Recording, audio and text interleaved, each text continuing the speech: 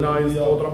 അപ്പാങ്ങളുടെ മാറ്റമില്ലാത്ത വചനത്തിലേക്ക് ഞങ്ങൾ ഒരിക്കൽ കൂടെ കർത്താവിനെ കൊണ്ടുവരുന്നതിനായി സ്തോത്രം ചെയ്യുന്നു. കർത്താവേ, അല്പനേരത്തിന്റെ വചനത്തിൽ ഞങ്ങൾ കർത്താവേ ഹല്ലേലൂയ ധ്യാനിക്കട്ടെ. അപ്പാങ്ങളുടെ മാറ്റമില്ലാത്ത വചനം ഞങ്ങൾക്ക് വെളിപ്പെടുത്തണമേ എന്ന് പ്രാർത്ഥിക്കുന്നു. ഞങ്ങളുടെ നിത്യജീവന്റെ ആഹാരമായിരിക്കുന്ന ഞങ്ങളുടെ മാറ്റമില്ലാത്ത ജീവന്റെ വചനം ഞങ്ങളെ വീണ്ടും ബലപ്പെടുത്തണമേ, ഉറപ്പിക്കണമേ. രക്ഷയുടെ സന്തോഷത്തിൽ ഉല്ലസിക്കുവാൻ ഞങ്ങളെ കർത്താവെ കരുതണമേ എന്ന് പ്രാർത്ഥിക്കുന്നു. ലോകം ദുഃഖത്തിലേക്ക് നിരാശയിലേക്ക് നീങ്ങുമ്പോൾ കർത്താവ് പ്രത്യാശയും പ്രതീക്ഷയും ഇല്ലാതെ പലതിനെ ചൊല്ലി കർത്താവെ കലങ്ങുമ്പോൾ കർത്താവ് ഞങ്ങളുടെ ഉള്ളത്തെ, ഞങ്ങളുടെ ഹൃദയത്തെ ബലപ്പെടുത്തിയിരിക്കുന്നതിന്റെ മാറ്റമില്ലാത്ത വചനത്തിനായി സ്തോത്രം ചെയ്യുന്നു. പരിശുദ്ധ പിതാവെ അപ്പന്റെ സന്നിധിയിലേക്ക് താഴ്ത്തി സമർപ്പിക്കുന്നു. കൃപ ചെയ്യണം, ബലപ്പെടുത്തണം, പരിപാലനം കാസൂക്ഷിക്കണം. പ്രാർത്ഥന കേട്ടതിനായി സ്തോത്രം ചെയ്യുന്നു. യേശു ക്രിസ്തുവിന്റെ നാമത്തിൽ തന്നെ നമ്മുടെ വിശുദ്ധ കാര്യങ്ങൾ ദൈവത്തെ ഒന്ന് മഹത്വപ്പെടുത്താം. സ്തോത്രം. ദൈവനാമത്തിന് മഹത്വം ഉണ്ടാകട്ടെ. വീണ്ടും കർത്താവിന്റെ പാദപീഠത്തിലേക്ക് നമ്മൾ ഒരുമിച്ച് അടുത്ത് വരുവാൻ കർത്താവ് കൃപ ചെയ്തതിനോ ദൈവത്തെ മഹത്വപ്പെടുത്തുന്നു. സ്തോത്രം. കർത്താവിന്റെ വലിയ സാന്നിധ്യം നമ്മുടെ നടുവിലുണ്ടല്ലോ.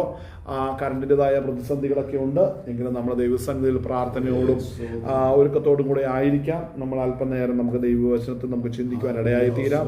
കഴിഞ്ഞ ആഴ്ചകളിലെല്ലാം നമ്മൾ ചിന്തിച്ച ഒരു പ്രധാനപ്പെട്ട ഭാഗം റോമാലേഖനത്തിൽ നിന്നായിരുന്നു. റോമാലേഖനം 8-ാം അധ്യായം അതിൻ്റെ 28-ാം വാക്യം മുതലുള്ള ഭാഗമായിരുന്നു നമ്മൾ കഴിഞ്ഞ രണ്ടാഴ്ചയായിട്ട് നമ്മൾ ചിന്തിച്ചുകൊണ്ടിരുന്നത്.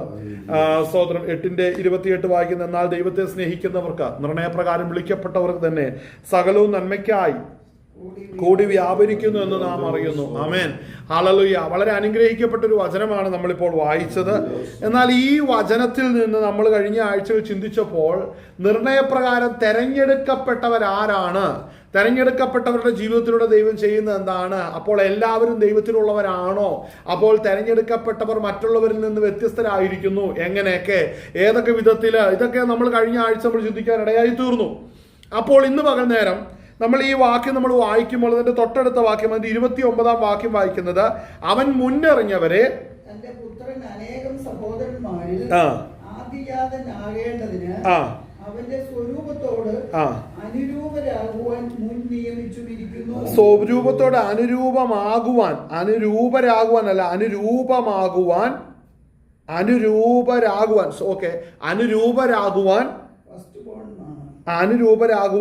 മുൻ നിയമിച്ചിരിക്കുന്നു. അതെ, കർത്താവായ യേശു ക്രിസ്തുവിനെ സ്വന്തം മുൻ നിയമിച്ചത് സ്വർഗത്തിലെ പിതാവാണ്. പുത്രനാകുന്ന കർത്താവിനെ പിതാവ് സകലത്തിന് മുൻ നിയമിക്കുമ്പോൾ പിതാവിന്റെ തിരുഹൃദയത്തിലുള്ള പദ്ധതിയായിരുന്നു രക്ഷിക്കപ്പെട്ട് ദൈവകൃപയിലേക്ക് വരുന്ന നിർണയപ്രകാരം വിളിക്കപ്പെട്ടവർ പിതാവിന്റെ തിരുഹൃദയത്തിലായിരുന്നു. അപ്പോൾ ആ നിർണയപ്രകാരം വിളിക്കപ്പെട്ടവർ രക്ഷിക്കപ്പെട്ടു വരണം. അപ്പോൾ രക്ഷിക്കപ്പെട്ടു വരുമ്പോൾ അവർക്കെല്ലാം ആദ്യഫലമായി ദൈവരൂപത്തിൽ ഇരിക്കുന്ന ദൈവപുത്രനെയാണ് പൗലോസ് അപ്പോസ്തലൻ ഇവിടെ ദൈവസഭയ്ക്ക് വെളിപ്പെടുത്തി കൊടുക്കുന്നത്. അപ്പോൾ പിതാവ് ജനിച്ചപ്പോൾ തന്നെ പുത്രൻ ജനിച്ചിരിക്കുന്നു. അപ്പോൾ പിതാവ് ഉള്ളപ്പോൾ തന്നെ പുത്രനും ഉണ്ടായി. അപ്പോൾ പുത്രനാകുന്ന കർത്താവായ യേശു ക്രിസ്തുവിനെ ജഡത്തിൽ അവതരിപ്പിക്കുവാൻ തക്കവണ്ണം പിതാവ് പദ്ധതിയിടുമ്പോൾ താൻ സകല സഹോദരന്മാർക്കും ആദ്യജാതനാകണം, അല്ലേ? സകല സഹോദരന്മാർക്കും ആദ്യജാതനും ആദിഫലവുമായി തീരണം. ആദിഫലവുമായി തീരേണ്ട പുത്രനാകുന്ന യേശു ക്രിസ്തു സകലർക്കും ആദ്യജാതനായി തീരണമെങ്കിൽ എന്ത് ചെയ്യണം ഒന്ന് പറഞ്ഞേ. കർത്താവായ യേശു ക്രിസ്തു ആദ്യഫലമായി തീരണമെന്നുണ്ടെങ്കിൽ, അല്ലെങ്കിൽ സകലർക്കും മുമ്പേ കർത്താവായ യേശു ക്രിസ്തു വീണ്ടെടുപ്പുകാരനായി തീരണമെന്നുണ്ടെങ്കിൽ എന്ത് ചെയ്യണം? പിതാവിന്റെ തിരുഹൃദയത്തിൽ ഉള്ളവരാണ് അവരെയാണ് വീണ്ടെടുക്കേണ്ടതിന് പുത്രനാകുന്ന യേശു ക്രിസ്തുവിനെ ലോകത്തിലേക്ക് അയച്ചത്. ശ്രദ്ധിക്കേണ്ട ഒരു കാര്യമുണ്ട്. അങ്ങനെയെങ്കിൽ ആദ്യഫലമായി ആദ്യജാതന്മാരിൽ അവൻ ആദ്യഫലമായി തീരുമ്പോൾ, അവൻ ആദ്യഫലമായി തീരണമെങ്കിൽ എന്ത് ചെയ്യണമെന്ന് അറിയാവോ? ആദ്യജാതന്മാരുണ്ടാകണം. മനസ്സിലാകുന്നുണ്ടോ? സഹോദരന്മാരില്ലാതെ ശ്രേഷ്ഠ സഹോദരനാകാൻ പറ്റുമോ? ഇല്ല. നമുക്ക് ആ ഭാഗം വായിക്കുന്നതിൻ്റെ കൂടെ കോണ്ടാക്ട് ചെയ്യേണ്ട ഒരു വളരെ പ്രധാനമായ ചില വാക്യങ്ങളുണ്ട്. അധികം സമയം എടുക്കുന്നില്ലെങ്കിൽ നമ്മൾ അതൊന്ന് ചിന്തിച്ച് നമുക്ക് പോകണം. നമുക്ക് എബ്രായ ലേഖനം എടുക്കണം, ഇതെടുക്കണം, വേറെ 2-3 വാക്യങ്ങൾ എടുക്കണം, അടുത്ത അധ്യായം എടുക്കണം. എബ്രായ ലേഖനം നമ്മൾ എടുക്കുമ്പോൾ, എബ്രായ ലേഖനം അതിൻ്റെ 2-ാം അധ്യായം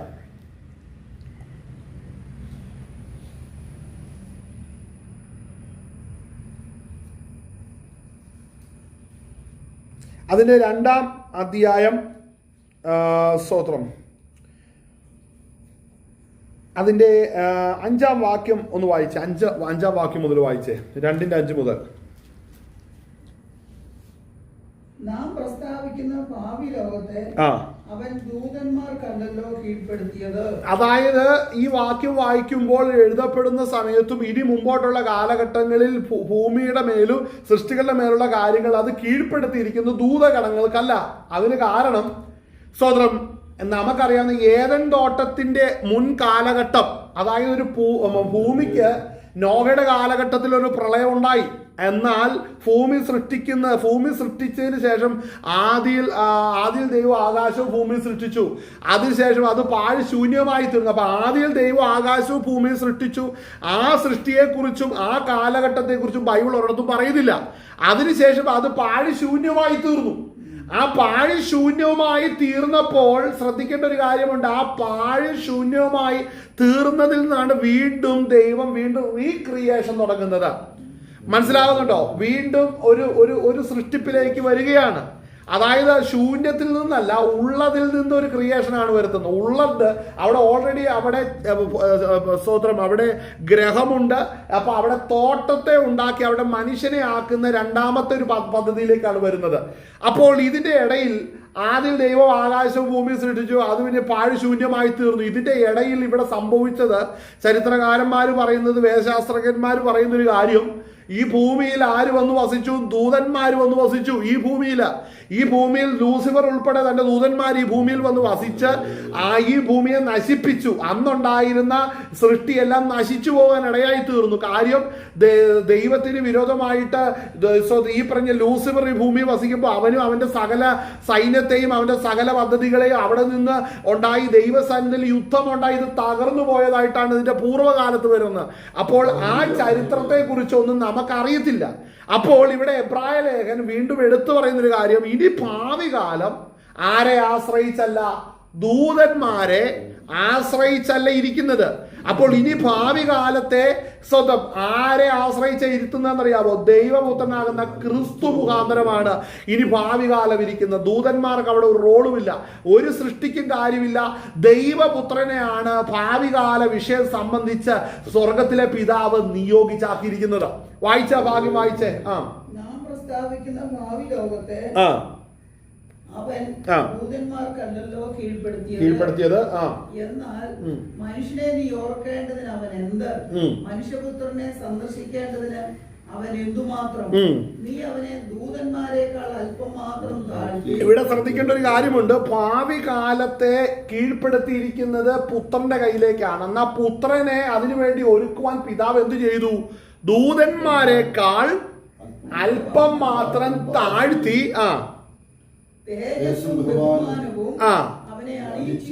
അതിനെ കുറിച്ചാണ് മറ്റൊരു ഭാഗം നമ്മൾ ദൈവത്തോടുള്ള സമത്വം മുറുകെ പിടിച്ചുകൊള്ളണമെന്ന് വിചാരിക്കാതെ ദാസരൂപം എടുത്ത് വേഷത്തിൽ മനുഷ്യനായി തീർന്നവനാണ് കർത്താവായ യേശു ക്രിസ്തു. അപ്പോൾ ഇത് ആരാണ് അവനെ അയച്ചത്? ദൈവപുത്രനെ അയച്ചത് സ്വർഗത്തിലെ പിതാവാണ്. കാര്യം ഭാവി കാലം ദൂതന്മാരെ ആശ്രയിച്ചായിരിക്കരുത്, പിന്നെയോ അത് ദൈവപുത്രനാകുന്ന ക്രിസ്തുവിനെ ആശ്രയിച്ചായിരിക്കണം. അപ്പോൾ സ്വർഗത്തിലെ പിതാവ് ഒരു പദ്ധതി ചെയ്തു, സകലതും പുത്രനിലൂടെ സകലതും പുത്രനിൽ ഏകീഭവിക്കണം, പുത്രനിലെല്ലാം ഒന്നായി തീരണം. മനസ്സിലാകുന്നുണ്ടോ? അത് ദൈവത്തിന്റെ പദ്ധതിയാണ്. ഹല്ലേലൂയ, സ്തോത്രം. അപ്പോൾ സ്തോത്രം, ഇതെല്ലാം സ്തോത്രം ദൈവപുത്രനിലൂടെ ഇതെല്ലാം വീണ്ടെടുക്കപ്പെടണമെന്നുള്ളൊരു കാര്യപരിപാടിയിലാണ് സ്വർഗത്തിലെ പിതാവ് പുത്രനാകുന്ന യേശു ക്രിസ്തുവിനെ നിർത്തിയിരിക്കുന്നത്. അപ്പോൾ പുത്രനാകുന്ന യേശു ക്രിസ്തു സ്വർഗത്തിൽ പിതാവിന്റെ വലതുഭാഗത്തിരിക്കുന്നു, അല്ലെ പിതാവിന്റെ മടിയിലിരിക്കുന്നു എന്ന് നമ്മൾ വായിക്കുന്നു. മനുഷ്യന്റെ മടി പോലെ അല്ല, പിതാവിനോട് ഏറ്റവും അടുത്താണ് അവൻ ഇരിക്കുന്നത്. കാര്യം പിതാവിനെ കണ്ടിട്ടുള്ളത് ആര് മാത്രമേ ഉള്ളൂ? പുത്രനാകുന്ന യേശു ക്രിസ്തു മാത്രമേ കണ്ടിട്ടുള്ളൂ. നിങ്ങൾ വേറൊരു കാര്യം ശ്രദ്ധിക്കേണ്ട ഒരു കാര്യമുണ്ട്. പിതാവിന്റെ തിരുഹൃദയത്തിലെ പദ്ധതിയായിരുന്നു നമ്മളൊരു സഭ എന്നുള്ളത്. പിതാവിന്റെ തിരുഹൃദയത്തിലെ പദ്ധതിയാണ്. പിതാവിന്റെ തിരുഹൃദയത്തിലെ പദ്ധതി അറിഞ്ഞത് പുത്രനെ അറിഞ്ഞിട്ടുള്ളൂ. ശ്രദ്ധിക്കണേ, ഞാൻ പറയുന്ന കാര്യം വളരെ ആഴത്തിലുള്ള കാര്യം ശ്രദ്ധിക്കണം. പുത്രനെ അറിയത്തുള്ളൂ. അപ്പൊ പുത്രനെ ലോകത്തിൽ വെളിപ്പെടുത്തണം. എപ്പോഴാണ് വെളിപ്പെടുത്തുന്നത്? കാലസമ്പൂർണതയിൽ ലോകത്തിൽ വെളിപ്പെടുത്തണം. എന്തിനാണ് വെളിപ്പെടുത്തുന്നത്? മനുഷ്യന്റെ ദൈവത്തിന്റെ സാദൃശ്യത്തിലും സ്വരൂപത്തിലും സൃഷ്ടിച്ച മനുഷ്യൻ ആദാം മുതൽ ഇങ്ങ് ജീവിച്ചു വരുമ്പോൾ ഇതിൽ ക്രിസ്തു ലോകത്തിൽ ക്രിസ്തുവിനെ അവതരിപ്പിക്കുമ്പോൾ തെരഞ്ഞെടുക്കപ്പെട്ടവർ ക്രിസ്തുവിന്റെ സുവിശേഷം കേൾക്കുമ്പോൾ രക്ഷ പ്രാപിക്കും. അവർ തെരഞ്ഞെടുക്കപ്പെട്ടവരാണ്. അപ്പോൾ സുവിശേഷം കേട്ട് വിശ്വസിക്കുന്നവർ ആരാന്നറിയാവോ? തെരഞ്ഞെടുക്കപ്പെട്ടവരാണ്. സുവിശേഷത്തിലേക്ക് വരുന്ന ആരാന്നറിയോ? തെരഞ്ഞെടുക്കപ്പെട്ടവരാണ്. അപ്പോൾ പ്രധാനമായി തിരിച്ചറിയേണ്ട ഒരു കാര്യമുണ്ട്. അങ്ങനെ തെരഞ്ഞെടുപ്പിൻ പദ്ധതി പ്രകാരം ദൈവത്തിനൊരു ശേഷിപ്പ്, ദൈവത്തിന്റെ ജനം സ്വർഗത്തിലേക്ക് പോകാൻ ഭൂമിയിൽ ഒരുങ്ങിക്കൊണ്ടിരിക്കുന്നു. ഈ കാര്യപരിപാടിയെല്ലാം സ്വർഗത്തിൽ അനാദിയിൽ ഇരുന്നപ്പോഴാണെന്ന് ഓർക്കണം. ലൂസിഫർ വന്നിട്ട് എന്ത് ചെയ്യുന്നറിയാമോ? ഞാൻ മേഘോന്നതങ്ങൾക്ക് മീതെ കയറും, എന്റെ സിംഹാസനം ദൈവത്തിന്റെ സിംഹാസനത്തിന് മീതെ വയ്ക്കുമെന്നൊക്കെ പറഞ്ഞു. പക്ഷെ ശ്രദ്ധിക്കേണ്ട ഒരു കാര്യമുണ്ട്. പിതാവിന്റെ തിരുഹൃദയത്തിൽ എന്താണെന്നും അവന്റെ കാര്യപരിപാടി എന്താണെന്നും അറിയാത്ത ലൂസിഫറിനെയാണ് നമ്മളവിടെ കാണുന്നത്. അവൻ കാണാൻ സാധിക്കുന്ന ദേവപർവ്വതത്തിലും ദൈവത്തിന്റെ സിംഹാസനമേ ആർക്ക് കാണാൻ സാധിക്കത്തുള്ളൂ? ലൂസിഫറിന് കാണാൻ സാധിക്കത്തുള്ളൂ. പക്ഷെ പുത്രനാകുന്ന ക്രിസ്തു കണ്ടത് പിതാവിന്റെ തിരുഹൃദയത്തിൽ രക്ഷിക്കപ്പെടേണ്ടവരെ പിതാവിന്റെ കയ്യിൽ നിന്ന് പുത്രൻ തന്റെ രക്തം കൊടുത്തുകൊണ്ട് ഹല്ലേലൂയ അത് വ്യാപാരം ചെയ്തത് അത് ഏറ്റു വാങ്ങുന്ന ഒരു വലിയ ശുശ്രൂഷ സ്വർഗത്തിൽ ഇരിപ്പുണ്ട്. അത് മറ്റാരും കണ്ടിട്ടില്ല. ശ്രദ്ധിക്കണം, നാം എങ്ങനെയാണ് രക്ഷിക്കപ്പെടുന്നത്? നമ്മുടെ അകൃത്യം ദൈവപുത്രൻ കാൽവറിയിൽ ഒരിക്കലായി അർപ്പിക്കപ്പെട്ട തന്റെ ശരീരയാഗത്തിൽ എന്റെ അകൃത്യവും നിങ്ങളുടെ അകൃത്യവും പാപത്തിന്റെ ശാപത്തിന്റെ ശിക്ഷ ശരീരത്തിൽ വഹിച്ചതുകൊണ്ട് അവരിൽ നാം വിശ്വസിക്കുമ്പോൾ വിശ്വസിക്കുന്നവന്റെ അകൃത്യവും പാപവും അവനിൽ നിന്ന് മോചിക്കപ്പെടണമെന്നുള്ളത് പിതാവിന്റെ ഇഷ്ടമാണ്. മനസ്സിലാകുന്നുണ്ടോ? ആ പിതാവിന്റെ ഇഷ്ടം നിവർത്തിക്കുവാനാണ് ദൈവപുത്രനെ ലോകത്തിലേക്ക് അയച്ചത്. ദൈവപുത്രനാകുന്ന കർത്താവ് യേശു ക്രിസ്തു നമ്മുടെ അകൃത്യം ഒരിക്കലായി വഹിച്ചു, ഒരിക്കലായി അവൻ കഷ്ടം സഹിച്ചു. അപ്പോൾ ദൈവം അവൻ നിത്യനാകയാൽ എല്ലാ കാലത്തിലും അവൻ ആ കഷ്ടം ആവർത്തിച്ച് അനുഭവിക്കേണ്ട ആവശ്യമില്ല. മനുഷ്യൻ വർഷം തോറും പെരുന്നാളുകളും കാര്യങ്ങളും കാണപ്പെടുന്ന ശുശ്രൂഷകൾ ലൗകിക ആരാധനയ്ക്കായിട്ട് അവരെ തന്നെ ഏൽപ്പിക്കുന്നവരെ വർഷം തോറും അവന്റെ മനസാക്ഷിക്ക് സുഖം കിട്ടേണ്ടതിന് ആരാധിക്കുന്നത് പോലെ അല്ല ദൈവപുത്രൻ ഒരിക്കലായി കഷ്ടം സഹിച്ചത്. ദൈവപുത്രൻ സകലർക്കും വേണ്ടി ഒരിക്കലായി കഷ്ടം സഹിച്ചു കഴിഞ്ഞപ്പോൾ അത് മുഖാന്തരം നമുക്ക് എന്നേക്കുമുള്ള വീണ്ടെടുപ്പ് സാധിപ്പിക്കുവാനിടയെ തീർന്നു. ഹല്ലേലൂയ. അപ്പോൾ പിതാവിന്റെ മടിയിലിരുന്ന പ്രിയപുത്രനെ ലോകത്തിലേക്ക് അയക്കുമെന്ന് പറഞ്ഞാൽ ലൂസിഫറിന് അത് ഉൾക്കൊള്ളാൻ പറ്റുന്ന കേസല്ല.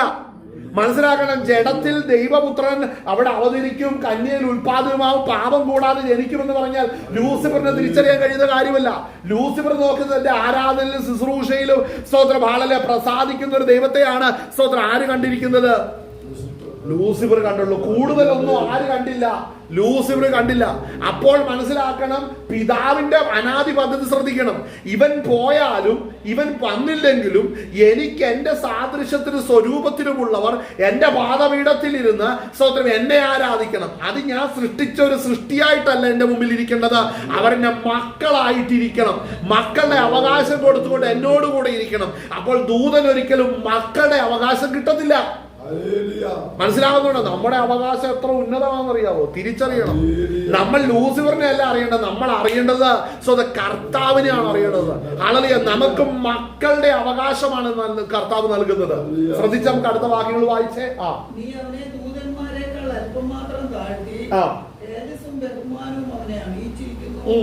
നിന്റെ കൈകളുടെ പ്രവൃത്തികൾക്ക് നീ അവനെ അധിപതിയാക്കി. കണ്ടോ? അപ്പൊ കൈകളുടെ പ്രവൃത്തി പിതാവിന്റെയാണ്, ആധിപത്യം ലഭിക്കുന്നത് പുത്രനാണ്. ശ്രദ്ധിക്കണം, മനസ്സിലാവുന്നുണ്ടോ? നമ്മൾ പിതൃപുത്ര പരിശുദ്ധാത്മാവിന്റെ ഓഫീസ് അല്ലേ? ഓരോരുത്തരുടെ ഓഫീസ് എന്താണ് ചെയ്യുന്നതെന്ന് അറിയണ്ടേ? പിതാവിന്റെ ഓഫീസ് എന്ത് ചെയ്യുന്നു? പുത്രന്റെ ഓഫീസ് എന്ത് ചെയ്യുന്നു? പരിശുദ്ധാത്മാവിന്റെ ഓഫീസ് എന്ത് ചെയ്യുന്നു? അപ്പോൾ പിതാവിന്റെ ഓഫീസിനെ കുറിച്ചാണ് നമ്മളിപ്പോൾ വായിച്ചത്. അവിടെ എന്താണ് ചെയ്യുന്നത്? പിതാവ് ചെയ്യുന്ന എന്താണ്? സകലതും എത്രാം വാക്യം വായിച്ച? 7 അല്ലേ? അവനെ ഒന്നും കൂടെ വാക്യം 7. നീ അവനെ വായിച്ചോ. ദൂതന്മാരെക്കാൾ അല്പം മാത്രം താഴ്ത്തി, തേജസ്സും ബഹുമാനവും അവനെ അണിയിച്ചിരിക്കുന്നു.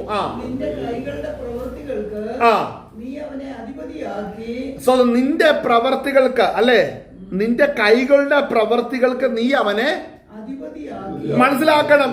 സകല സൃഷ്ടിയും തന്റെ കയ്യാൽ ഉളവാക്കപ്പെടുമ്പോൾ, തന്റെ വായിനാൽ ഉളവാക്കപ്പെടുമ്പോൾ, ദൈവം സകലത്തിന് അധിപതിയായിരിക്കുമ്പോൾ തന്നെ ദൈവം തന്റെ പുത്രന് ആ അധികാരം കൈമാറുകയാണ്. ഇത് ആർക്കറിയാം? ഭൂമിയിൽ ദൈവസഭയ്ക്കേ അറിയത്തുള്ളൂ. അതുകൊണ്ടാണ് സകല മനുഷ്യരും പറയുന്നു, ഞങ്ങൾക്ക് സ്വർഗത്തിൽ ദൈവത്തെ കണ്ടാൽ മതി, ദൈവത്തെ കണ്ടാൽ മതി, ദൈവത്തെ കണ്ടാൽ മതി എന്ന് പറഞ്ഞിട്ട് യേശു ക്രിസ്തുവിനെ, ദൈവപുത്രനെ വിശ്വസിക്കാതെ രക്ഷിക്കപ്പെടാതെ ജീവിക്കും. ശ്രദ്ധിച്ചിട്ടുണ്ടോ? എന്തുകൊണ്ടാണ്? അവർ സ്വർഗത്തിൽ ചെല്ലുന്ന ഒരു സമയത്തോ അല്ലെ വെള്ള സിംഹാസനത്തിന് മുമ്പിൽ ചെല്ലുമ്പോൾ പിതാവേ അല്ലെ സർവശക്തനായ ദൈവമേന്നൊക്കെ വിളിച്ചാൽ ഒറ്റ ചോദ്യമുള്ളൂ, നീ എന്റെ പ്രിയപുത്രനെ അംഗീകരിച്ചോ? അപ്പോൾ പ്രിയപുത്രനെ അംഗീകരിച്ചോ? നീ സുവിശേഷം വിശ്വസിച്ചോ? അവർ വിശ്വസിച്ചില്ല എങ്കിൽ പിതാവുമായിട്ട് ബന്ധം ഇല്ല. അപ്പോൾ മനസ്സിലാക്കണം സുവിശേഷത്തിന്റെ പ്രാധാന്യം എന്താണ്. ഇന്ന് അനേകർ ചോദിക്കുന്നു ഇതിനൊക്കെ തെളിവ് എന്താണെന്ന് ചോദിക്കും. തെളിവ് എപ്പോഴാണ് വെളിപ്പെടുന്നതെന്ന് അറിയാമോ? അവനവന്റെ ശരീരം വിട്ടു കഴിയുമ്പോഴാണ് തെളിവ് വെളിപ്പെടുന്നത്. അപ്പോൾ ഈ ആയുസ്സിൽ സുവിശേഷത്തിൽ വിശ്വസിക്കുന്നവർക്ക് മാത്രമാ നിത്യജീവനുള്ള കാര്യം.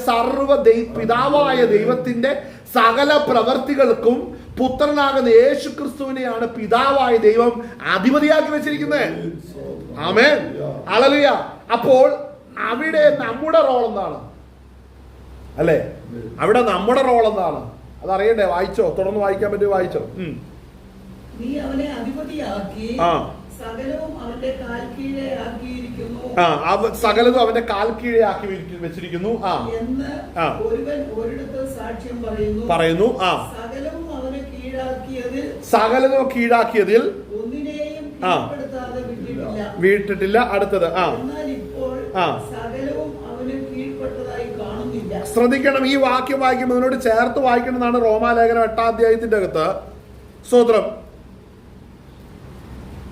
അതിന്റെ 18 മുതൽ വായിക്കുമ്പോൾ, നമ്മളിൽ വെളിപ്പെടുവാനുള്ള തേജസ് വിചാരിച്ചാൽ ഈ കാലത്തിലെ കഷ്ടങ്ങൾ സാരമില്ല എന്ന് ഞാൻ എണ്ണുന്നു. സൃഷ്ടി, ഇവിടെ ശ്രദ്ധിക്കേണ്ട സൃഷ്ടി, ഈ സകല സൃഷ്ടികളും ഇന്ന് സ്തോത്രം ദൈവം നിയമിച്ചാക്കിയ സ്ഥിതിയിൽ നിലനിൽക്കുന്നു. അല്ലെങ്കിൽ അത് അതിന്റെ ഉഗ്രഭാവത്തിലേക്കോ അതിന്റെ മൂർനിഭ ഭാവത്തിലേക്ക് അത് വരാത്തിന് ഒറ്റ കാരണം ഇതിന്റെ മീതെ ഒരു കൽപ്പന കിടപ്പുണ്ട്. മനസ്സിലാവുന്നുണ്ട്? ആ കൽപ്പന ഏതുവരെയാണെന്നറിയാവോ? അതിനാണ് ഈ വാക്ക് നമ്മൾ വായിച്ചത്. അവിടെ വായിക്കുന്നത് എന്താണ്? ദൈവപുത്രന്മാരുടെ വെളിപ്പാടിനെ ആകാംക്ഷയോടെ കാത്തിരിക്കുന്നു. അടുത്തത് ദ്രവത്വത്തിന്റെ ദാസ്യത്തിൽ നിന്നും വിടുതലും ദൈവമക്കളുടെ തേജസ്സാകുന്ന സ്വാതന്ത്ര്യവും പ്രാപിക്കും എന്നുള്ള ആശയോടെ മായയ്ക്ക് കീഴ്പ്പെട്ടിരിക്കുന്നു. അതായത് ശ്രദ്ധിക്കേണ്ട ഒരു കാര്യമുണ്ട്. ഈ ദ്രവത്വത്തിന്റെ ദാസ്യത്തിൽ നിന്ന് ഈ സൃഷ്ടിക്ക് ഒരു വിടുതൽ വരണം.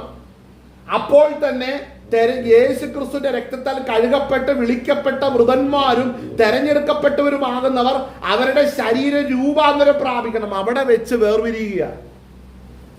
മനസ്സിലാകുന്നുണ്ടോ? അവിടെ വെച്ച് സെപ്പറേറ്റ് ചെയ്യപ്പെടുകയാണ്. വളരെ ആഴത്തിൽ ചിന്തിക്കേണ്ട ഒരു കാര്യമാണ്. എവിടം വരെയാണ് ഈ ഭൂമി നിൽക്കുന്നതെന്ന്? ഈ ഭൂമി കണ്ടുകൊണ്ടാണ് ഇരിക്കുന്നത്. ഞാൻ എപ്പോഴും പറയുന്ന ഒരു കാര്യമാണ്, ഈ ഭൂമി ഇത് കണ്ടുകൊണ്ടായിരിക്കും. എന്താ നോക്കിക്കൊണ്ടിരിക്കുന്നത്? നമ്മൾ ഓരോരുത്തരുടെയും രക്ഷ, അല്ലെങ്കിൽ നമ്മളിൽ ദൈവത്തിന്റെ ഇടപെടൽ കണ്ടുകൊണ്ടാണ് ഇരിക്കുന്നത്. ആമേൻ. മൺപാത്രത്തിലാണ് പരിശുദ്ധാത്മാവ് ഇത് വസിക്കുന്നത്, ഇല്ലേ? നമ്മുടെ ആത്മാവ് രക്ഷ പ്രാപിച്ചു. ഇനി ശരീരത്തിന്റെ വീണ്ടെടുപ്പും കൂടെ നടക്കുന്നത്. ആത്മാവിന്റെ വീണ്ടെടുപ്പ് നടന്നു. നമ്മൾ സ്നാനപ്പെട്ടു, പരിശുദ്ധാത്മാഭിഷേകം പ്രാപിച്ചു കഴിഞ്ഞപ്പോൾ നമ്മുടെ ആത്മാവിന്റെ വീണ്ടെടുപ്പ് നടന്നു. ഇനി നടക്കേണ്ടത് നമ്മുടെ ശരീരത്തിന്റെ വീണ്ടെടുപ്പാണ്. ഈ ശരീരത്തിന്റെ വീണ്ടെടുപ്പ് നടക്കുന്നത് വരെയും ഭൂമിയോട് പറഞ്ഞിരിക്കുകയാണ്, നീ ശാന്തമായിരിക്കുക, നീ അടങ്ങിപ്പാർക്കുക. കാര്യം നമ്മൾ വിശുദ്ധന്മാരുടെ കാൽപാദം ഈ ഭൂമിയിൽ ചവിട്ടുന്നത് പോലെ തന്നെ സകല ദുഷ്ടന്മാരുടെ കാൽപാദം ഇവിടെ ചവിട്ടുന്നുണ്ട്, ഇല്ലേ? ഹല്ലേലൂയ. സകല ദുഷ്ടന്റെ കാൽപാദം, അല്ലെങ്കിൽ അവൻ വഹിക്കുന്ന പാപം ഭൂമിക്ക് ഭാരമാണ്. പാപം ചെയ്യുന്നവന്റെ കാൽപ്പാടുകൾ, അവന്റെ ശരീരത്തിൽ വസിക്കുന്ന പാപം ഭൂമിക്ക് എപ്പോഴും ഭാരമുളവാക്കുകയാണ്. ഹല്ലേലൂയ. ഇന്ന് ഭൂമി കുലുക്കം ഉണ്ടായിട്ട് ശാന്തമാകുന്നു, അല്ലെ? കൊടുങ്കാറ്റുണ്ടായിട്ട് ശാന്തമാകുന്നു, പ്രളയമുണ്ടായിട്ട് ശാന്തമാകുന്നു. ഈ ശാന്തമാകുന്ന എന്തുകൊണ്ടാണെന്നറിയാവോ? ഇവിടെ ആരൊക്കെയോ ഒരുക്കപ്പെടാനുണ്ട്. ഇവിടെ ആരൊക്കെയോ ക്രമീകരിക്കപ്പെടാനുണ്ട്. അത് ക്രമീകരിക്കപ്പെട്ട് കഴിഞ്ഞാൽ ഹല്ലേലൂയ സ്തോത്രം, ദൈവപുത്രന്മാരുടെ തേജസ്കരണത്തോടുകൂടെ അവർ എടുക്കപ്പെടുകയും രൂപാന്തരം പ്രാപിച്ചെടുക്കപ്പെടുകയും സ്തോത്രം ഈ ഭൂമി ഈ ദ്രവത്വമുള്ള ഈ സ്റ്റേജിൽ നിന്നും മാറുകയും ചെയ്യും. ആമേൻ, ഹല്ലേലൂയ. അതുകൊണ്ട് സഹോദരൻ, രക്ഷിക്കപ്പെടാത്തവൻ അവിടെ ഇവിടെയൊക്കെ ഓടി നടന്ന് അവന് കാശ് സമ്പാദിച്ച് പല അധികാരങ്ങളും പദവികളിലും ഓടുക്കുമ്പോൾ ശ്രദ്ധിച്ചോണേ, അവന്റെ ആത്മാവിന്റെ രക്ഷ കാണാതെയാണ് അവൻ ഓടുന്നത്. അവൻ ആത്മീയ ഗോളത്തെ കുറിച്ച് പറയുന്നത് ഇതൊക്കെ വെറും പാഴാണ്, ഇതൊന്നും വലിയ കാര്യമില്ല, നമ്മൾ നല്ലതുപോലെ ജീവിച്ചാൽ മതി, നല്ലവരായിട്ട് ഇരുന്നാൽ മതി, സൽപ്രവൃത്തി ചെയ്താൽ മതി. ഏതാണ് പാപത്തിൽ ജനിച്ച നിന്റെ ജീവിതത്തിലുള്ള സൽപ്രവൃത്തി എന്ന് പറഞ്ഞേ? മുഴുവനെ പാപത്തിൽ ജനിച്ച് പാപത്തിൽ ജീവിക്കുന്ന ഒരുവനിലുള്ള ഏതാണ് സൽപ്രവൃത്തി? ഏതാണ് സൽപ്രവൃത്തി? മനസ്സിലാക്കണം, നമ്മുടെ അകൃത്യത്തിന് പരിഹാരം വരണം, പാപത്തിന് പരിഹാരം വരണം. നമ്മുടെ കുറവുകളെ, പാപത്തിന്റെ കുറവുകൾ നമ്മളിൽ നിന്ന് നീക്കപ്പെട്ടില്ലെങ്കിൽ നമ്മൾ പാപത്തിൽ ജീവിക്കുകയാണ്. എന്നാൽ അതിൽ നിന്ന് രക്ഷ പ്രാപിക്കുവാനാണ് നമ്മുടെ ജീവിതത്തിൽ ഇടയായിത്തീർന്ന നമ്മുടെ അകത്തെ ദൈവത്തിനാകുന്ന യേശു കർത്താവ് കാൽവറിയിൽ വഹിച്ചു. ആമേൻ, ഹല്ലേലൂയ. അതിനാണ് കൽപ്പന പ്രകാരം നമ്മൾ സ്നാനപ്പെട്ടപ്പോൾ എന്ത് സംഭവിച്ചു? നമ്മുടെ അകൃത്യം അവന്റെ ശരീരത്തിലേക്ക് പോയി. അവന്റെ ശരീരത്തിൽ സമ്പാദിച്ച രക്ഷയും മഹത്വവും ആത്മസന്തോഷവും നമ്മളിലേക്ക് വരുവാൻ ഇടയായി തീർന്നു. അത് നമ്മളിൽ ലിറ്ററലായിട്ട് വന്നപ്പോൾ ആ പരിശുദ്ധാത്മാഭിഷേകം പ്രാപിച്ചത്. ആ പരിശുദ്ധാത്മാഭിഷേകം പ്രാപിച്ചവരോർത്ത് ഞാൻ ദൈവത്തെ മഹത്വപ്പെടുത്തുന്നു. അങ്ങ് പരിശുദ്ധാത്മാഭിഷേകം പ്രാപിച്ചവർക്കാണ് ദൈവരാജ്യം ഓപ്പൺ ആയിരിക്കുന്നത്. ആമേൻ. വായിച്ചേ, തുറന്നു വായിച്ചേ. സൃഷ്ടി ദ്രവത്വത്തിന്റെ ദാസ്യത്തിൽ നിന്ന് വിടുതലും ദൈവമക്കളുടെ സ്വാതന്ത്ര്യം പ്രാപിക്കും എന്നുള്ള ആശയോടെ മായയ്ക്ക് കീഴ്പ്പെട്ട്. ഇവിടെ ശ്രദ്ധിക്കണം, ദൈവ മക്കൾക്ക് അവിടെ വെളിപ്പെടുവാനിരിക്കുന്നത് എന്താണ്? തേജസ്സാണ്, അല്ലേ? തേജസ്സാണ് അവിടെ വെളിപ്പെടുവാനിരിക്കുന്നത്. ഈ തേജസ് നമ്മുടെ ജീവിതത്തിൽ വെളിപ്പെടണം. ഹല്ലേലൂയ. ഏതാണ് ഈ തേജസ്? ഹല്ലേലൂയ. കർത്താവ് നമ്മെ കാണിച്ചു തന്നു മറുരൂപമലയില്. അവിടെ വെച്ച് തന്റെ ശരീരം, തന്റെ വസ്ത്രം, തന്റെ മുഖം ഇതെല്ലാം പ്രകാശിച്ചു. പാപമുള്ളവന്റെ ഒരിക്കലും, പാപി വീണ്ടും ജനിക്കാത്തവൻ, അഭിഷേകം പ്രാപിക്കാത്തവൻ ഒരിക്കലും തേജസ് വരത്തില്ല. അവന് ഇരുട്ടത്രേ, അവനിൽ പാപമുണ്ട്, അവനിൽ ഇപ്പോൾ അകൃത്യമുണ്ട്. ഇവിടെ വന്ന് ഇരുന്നിട്ടും കാര്യമില്ല കേട്ടോ. നമ്മൾ വ്യക്തിപരമായിട്ട് ഇത് പ്രാപിച്ചോണം.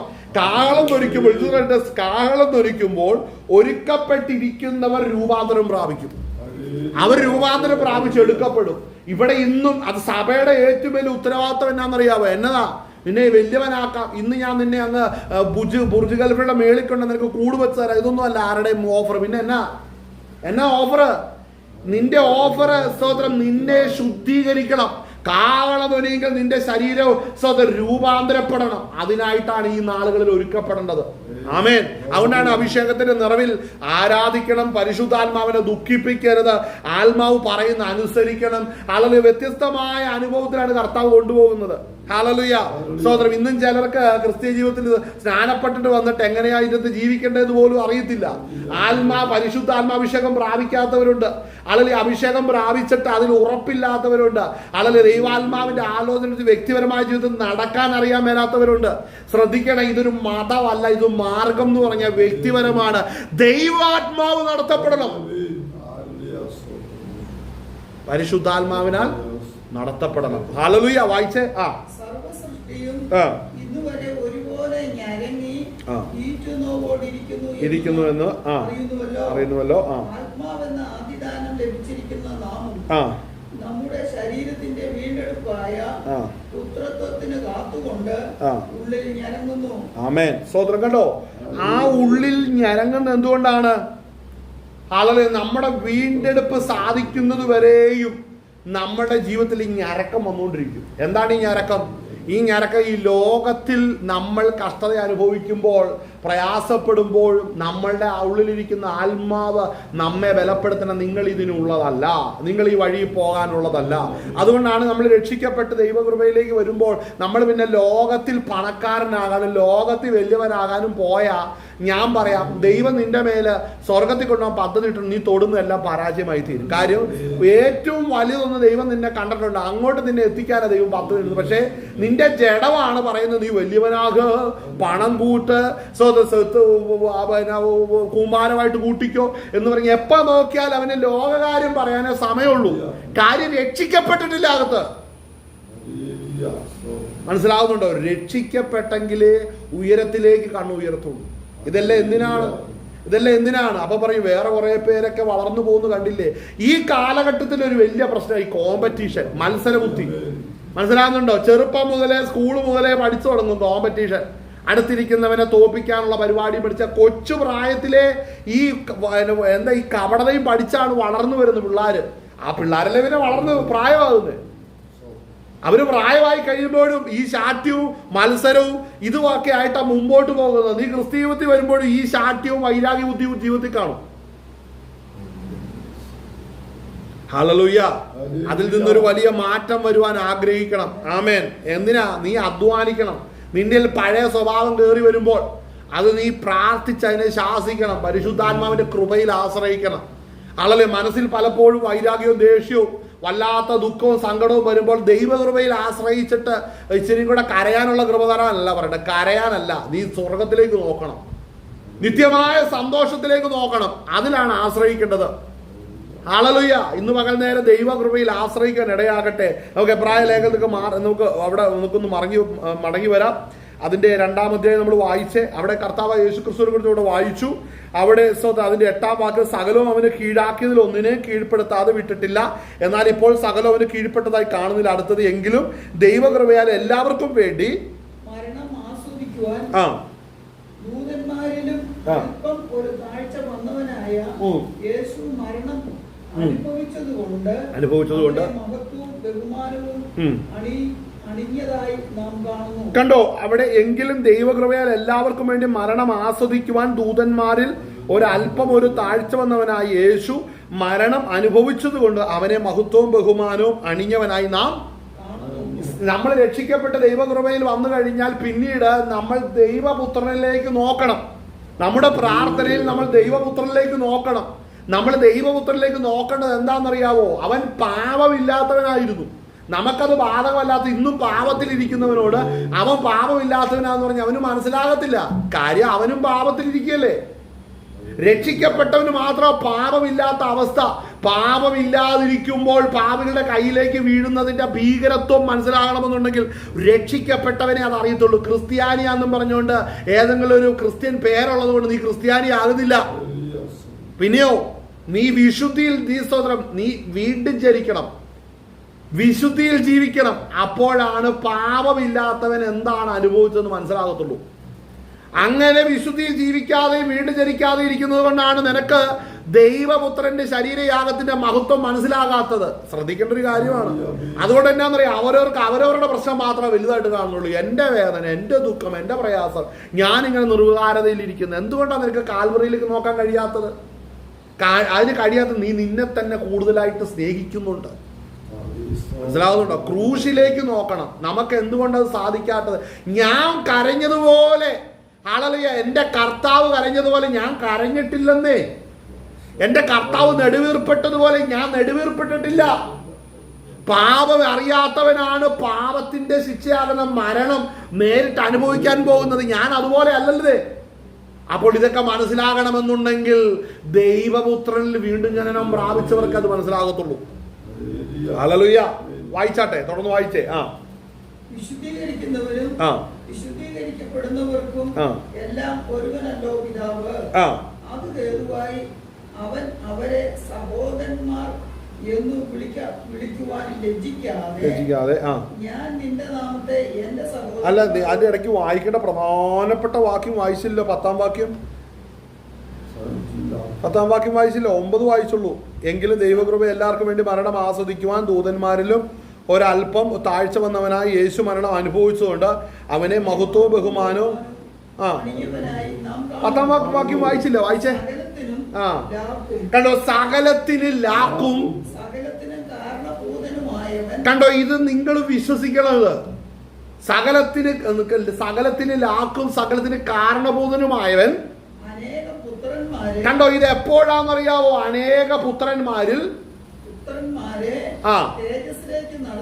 തേജസ്സിലേക്ക് നടത്തുമ്പോൾ തികഞ്ഞവനാക്കുന്നത് ആ. യുക്തം ആയിരുന്നു. ആർക്കാ യുക്തം ഇത്? ആർക്കാണ് യുക്തം ഇത്? പിതാവായ ദൈവത്തിന്റെ മുമ്പിലാണിത് യുക്തം. സ്വന്തം സഹോദരന്മാരെ തേജസ്സിലേക്ക് നയിക്കണം. നമ്മൾ ഈ വായിച്ച റോമാലേഖനത്തിലെ വാക്യം എന്താ? 8-ാം അധ്യായത്തിൽ നമ്മൾ വായിച്ചത് എന്താ? നമ്മളിൽ വെളിപ്പെടുവാനുള്ള തേജസ് വിചാരിച്ചാൽ ഈ കാലത്തിലെ കഷ്ടങ്ങൾ സാരമില്ല എന്നെണ്ണുന്നു. സൃഷ്ടി ദൈവപുത്രന്മാരുടെ വെളിപ്പാടിനെ ആകാംക്ഷയോടെ കാത്തിരിക്കുന്നു. സൃഷ്ടി ദൈവത്തിന്റെ ദാസത്തിൽ വിടുന്ന ദൈവമക്കളുടെ തേജസ്സാകുന്ന സ്വാതന്ത്ര്യം, സ്വതന്ത്രം തേജസ്സാകുന്ന സ്വാതന്ത്ര്യം പ്രാപിക്കുമെന്നുള്ള ആശയോടെ മായയ്ക്ക് കീഴ്പ്പെട്ടിരിക്കുന്നു. അപ്പോൾ മനസ്സിലാക്കണം, നാം പ്രാപിക്കുന്ന തേജസ് നമ്മിലേക്ക് എങ്ങനെയാ വരുന്നത്? നമ്മുടെ ആത്മാവിന്റെ ദാതാവായിരിക്കുന്ന യേശു ക്രിസ്തു നമ്മെ വീണ്ടെടുത്തത് കൊണ്ട് അവൻ നമ്മുടെ ആത്മാവിന്റെ ഡയറക്ഷൻ നമുക്ക് നൽകും. സ്വർഗത്തിലേക്കുള്ള വഴി ദൈവത്തിനകത്ത് യേശു കർത്താവ. അവൻ നമ്മുടെ ആത്മാവിന്റെ വീണ്ടെടുപ്പുകാരനായി നമ്മുടെ ആത്മാവിന് മുമ്പേ അവൻ നടക്കുന്നുണ്ട്, തേജസ്സിലേക്ക് നടക്കുന്നുണ്ട്. ആ തേജസ്സിലേക്ക് നടക്കുന്നു. നാം അവനെ അനുഗമിക്കുന്നു, ആത്മാവിൽ അനുഗമിക്കുന്നു. ഹല്ലേലൂയ. ഈ ശരീരം വീണ്ടെടുക്കപ്പെട്ടിട്ടില്ല. ആത്മാവനാൽ നമ്മൾ അവനെ അനുഗമിക്കുന്നത് കൊണ്ടാണ്. ഇത്രയും സ്നാനപ്പെട്ടിട്ട് 15 വർഷമായി. ആരംഭ കാലഘട്ടത്തിൽ തുടങ്ങിയ ഇടത്തല്ല ഇന്ന് നിൽക്കുന്നേ. എത്രയോ കിലോമീറ്റർ, എത്രയോ ദൂരം കടന്നുപോയി. ഇതിന്റെ ഇടയിൽ പരീക്ഷകൾ വന്നു, കണ്ണുനീരുകൾ വന്നു, വേദനകൾ വന്നു, ഉടയപ്പെടുന്ന അനുഭവങ്ങൾ വന്നു, ശോധനകൾ വന്നു, ജയങ്ങൾ വന്നു, ഉയർച്ചകൾ വന്നു, മാനങ്ങൾ വന്നു, കൃപാവരങ്ങൾ ജ്വലിച്ചു, ശുശ്രൂഷകൾ മാറി. കാരണം എന്നാ? വെളിച്ചത്തിൽ നിന്ന് വെളിച്ചത്തിലേക്ക് നടന്നു എന്നതിന്റെ തെളിവാണത്. ഹല്ലേലൂയ. പല കാര്യങ്ങളും ജീവിതത്തിൽ വേണ്ടെന്ന് വരുവാൻ നമുക്ക് ലഭിച്ച ബോധ്യം എവിടുന്നാണ്? അത് വെളിച്ചത്തിലേക്ക് നടന്നു കയറിയതിന്റെ അടയാളമാണ്. പലതും ജീവിതത്തിൽ സ്വന്തം ക്രമീകരിച്ചത് എവിടുന്നാണ്? അത് വെളിച്ചത്തിൽ നിന്ന് വെളിച്ചത്തിലേക്ക് നടന്ന് എന്റെ ആത്മാവ് ക്രിസ്തുവിനെ ആത്മാവിൽ അനുഗമിച്ചത് കൊണ്ടുണ്ടായ വ്യത്യാസമാണ്. കരങ്ങൾ ദൈവത്തെ മഹത്വപ്പെടുത്തിയാട്ടെ. ഹല്ലേലൂയ. അപ്പോൾ മനസ്സിലാക്കണം, പിതാവായ ദൈവം തീരുമാനിച്ചത് എന്താണെന്നറിയാവോ? ഹല്ലേലൂയ. നീ സഹോദരന്മാർക്ക് ആദിജാതനാകണം, ശരിയാണ്. ആദിഫലമായി തീരണം, ശരിയാണ്. അതിനെന്ത് വേണം? നീ കാലസമ്പൂർണതയിൽ കാൽവറിയിൽ തകർക്കപ്പെടണം. എന്നിട്ട് ഞാൻ നിന്റെ കരത്തിൽ ഏൽപ്പിക്കവരെ ദൈവസന്നിധിയിലേക്ക് ആത്മീകമായി കൊണ്ടുവരണം. യാത്ര പൂർണ്ണമായി കഴിയുമ്പോൾ ഹല്ലേലൂയ അവരെ ചേർത്ത് കൊണ്ടുവരുവാൻ പറയുമ്പോൾ നമ്മൾ ഞൊടിയുടെ നേരം കൊണ്ട് രൂപാന്തരം പ്രാപിക്കും. നമ്മൾ ഇത്രയും നാളുകൾ നമ്മൾ ആത്മാവിൽ സമ്പാദിച്ചു വെച്ചതിന്റെ പൂർണ്ണത ഞൊടിയുടെ നേരം കൊണ്ട് നമ്മുടെ ശരീരത്തിന്റെ രൂപാന്തരമാണ്. അങ്ങനെ നാം എപ്പോഴും ക്രിസ്തുവിനോട് കൂടി ഇരിക്കും. ഇതൊന്നും വെറുതെ പറയുന്ന കാര്യമല്ല ഇത്. ഹല്ലേലൂയ. അതുകൊണ്ടാണ് നമ്മളുടെ കർത്താവിന്റെ വരവോ നമ്മുടെ മരണമോ എപ്പോഴൊന്നും അറിയില്ലെന്ന് പറയുമ്പോൾ ഇതിനുള്ളിൽ നടക്കേണ്ടതാണ് ആത്മീകമായ മുന്നേറ്റം. ക്രിസ്തുവിനെ ആത്മീകമായി അനുഗമിക്കുന്നവർക്ക് മാത്രമാണ് ഈ വെളിച്ചം ഉണ്ടാകത്തുള്ളൂ. അതുകൊണ്ട് വീണ്ടെടുക്കുന്നവൻ കഷ്ടാനുഭവങ്ങളാൽ തികഞ്ഞവനായി തീരണമെന്ന് പിതാവ് തീരുമാനിച്ചത് കൊണ്ടാണ് നമുക്കെല്ലാവർക്കും വേണ്ടി, സഹോദരന്മാർക്ക് എല്ലാവർക്കും വേണ്ടി ദൈവപുത്രൻ ആദ്യജാതൻ കാൽവറിയിൽ തകർക്കപ്പെട്ടത്. ഹല്ലേലൂയ. കരങ്ങൾ ദൈവത്തെ മഹത്വപ്പെടുത്തിയാട്ടെ. ഹല്ലേലൂയ. അപ്പോൾ ഇത്ര വലിയ ഒരു പദ്ധതി നമ്മൾ കാണാതിരിക്കരുത്. നമ്മൾ എങ്ങനെയാണ് ദൈവസന്നിധിയിലേക്ക് പോകുന്നത്? ഒരു കാര്യം പറയാം കേട്ടോ, ഈ ദൈവസഭ എടുക്കപ്പെട്ട് കഴിഞ്ഞാൽ ഒരുക്കപ്പെടാത്തവർ ഇവിടെ കുടഞ്ഞ് അവർക്ക് വേണ്ടി പിന്നീട് ഒരു കരച്ചിലും പ്രാർത്ഥനയൊന്നും ഇല്ല. ഒരുക്കപ്പെട്ട് ഈ തേജസ് പ്രാപിച്ചവർ അവിടെ ചെല്ലുമെന്നറിയാം, ദൈവരാജ്യത്തിൽ ചെല്ലും. നമ്മളിതിന്റെ കൂടെ നമുക്ക് വായിക്കേണ്ട ഒരു ഭാഗമാണ് എഫേസ്യ ലേഖനം അതിന്റെ 1-3 വാക്യം ഒന്ന് വായിച്ചേ.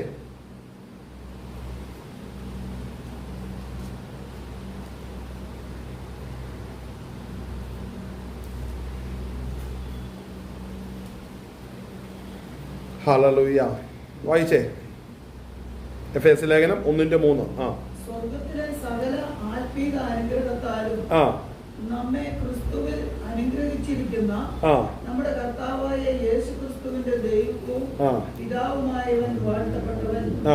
നാം തന്റെ സന്നിധിയിൽ വിശുദ്ധരും നിഷ്കളങ്കരും ആകേണ്ടതിന് അവൻ ലോകസ്ഥാപനത്തിന് മുമ്പേ നമ്മെ അവനിൽ തിരഞ്ഞെടുക്കുകയും തിരുഹിതത്തിന്റെ പ്രസാദപ്രകാരം യേശു ക്രിസ്തു മുഖാന്തരം നമ്മെ ദത്തെടുക്കേണ്ടതിന് ആ. അവൻ പ്രിയനായവന് ആ. നമുക്ക് സൗജന്യമായി നൽകിയ ആ. തന്റെ കൃപാമഹത്വത്തിന്റെ പുകഴ്ചയ്ക്കായി ആ. സ്നേഹത്തിൽ നമ്മെ മുൻ നിയമിക്കുകയും ചെയ്തുവല്ലോ. ശ്രദ്ധിക്കണം, സ്വർഗത്തിലെ സകല ആത്മീക അനുഗ്രഹത്താലും നമ്മെ ക്രിസ്തുവിൽ അനുഗ്രഹിച്ചിരിക്കുന്ന നമ്മുടെ കർത്താവായ യേശു ക്രിസ്തുവിന്റെ ദൈവം. അപ്പോൾ പുത്രനാകുന്ന ക്രിസ്തുവിലാണ് പിതാവ് നമ്മളെ അനുഗ്രഹിച്ചിരിക്കുന്നത്. നമ്മുടെ മേൽ വരുന്ന അനുഗ്രഹം ക്രിസ്തു മൂലമാണ് വരുന്നത്. അനുഗ്രഹിച്ചത് പുത്രനല്ല, അനുഗ്രഹിച്ചത് പിതാവാണ്. മനസ്സിലാവുന്നുണ്ടോ? ഈ കണക്ഷൻ ഓഫീസുകൾ ശ്രദ്ധിക്കണം. പിതാവായ ദൈവം പുത്രൻ മുഖാന്തരം നമ്മളെ സ്വർഗത്തിലെ സകല ആത്മീക അനുഗ്രഹത്താൽ നമ്മളെ അനുഗ്രഹിച്ചിരിക്കുന്നു. ആ ആത്മീക അനുഗ്രഹം നമ്മളിൽ വെളിപ്പെടുമ്പോൾ നമ്മൾ അനുഗ്രഹിക്കപ്പെട്ട മധ്യസ്ഥരാകുന്ന ക്രിസ്തുവിനെ നമുക്ക് മനസ്സിലാകും. ദൈവപുത്രനാകുന്ന ക്രിസ്തുവിനെ നമുക്ക് മനസ്സിലാകും. പിതാവിനെ നമുക്ക് വെളിപ്പെടുത്തും. നമുക്ക് സ്വർഗത്തിലുള്ള പദവി മനസ്സിലാകും. നമ്മളെ വീണ്ടെടുക്കേണ്ടതിനുള്ള പിതാവിന്റെ സ്നേഹം മനസ്സിലാകും. പുത്രൻ നമുക്ക് വേണ്ടി ഓഫർ ചെയ്തിരിക്കുന്നതെല്ലാം നമുക്ക് വെളിപ്പെടുത്തി തരും. അത് പരിശുദ്ധാത്മാവ് നമുക്ക് വെളിപ്പെടുത്തി തരും. ഹല്ലേലൂയ. ഇതൊക്കെ വായിക്കുമ്പോൾ നമ്മളിത് വായിച്ചെന്ന് പോകും. സ്വർഗത്തിലെ സകല ആത്മീക അനുഗ്രഹത്തായിരുന്നു വായിച്ച് ഒന്നും അറിയത്തില്ല എന്താണല്ലേ.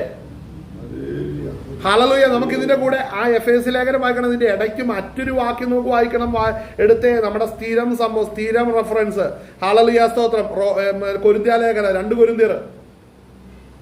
കൊരിന്ത്യർക്ക് രണ്ടാം ലേഖനം 2-ാം അധ്യായം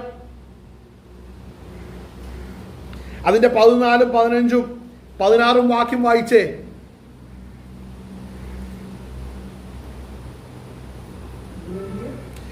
കൊരിന്ത്യർ 2:14 മുതൽ. ക്രിസ്തുവിൽ ഞങ്ങളെ എപ്പോഴും ജയോത്സവമായി നടത്തുകയും. ഇവിടെ ശ്രദ്ധിക്കണം, ജയോത്സവമായി നടത്തണം. എങ്ങനെ, എപ്പോഴും എങ്ങനെയാ നടത്തുന്നത്?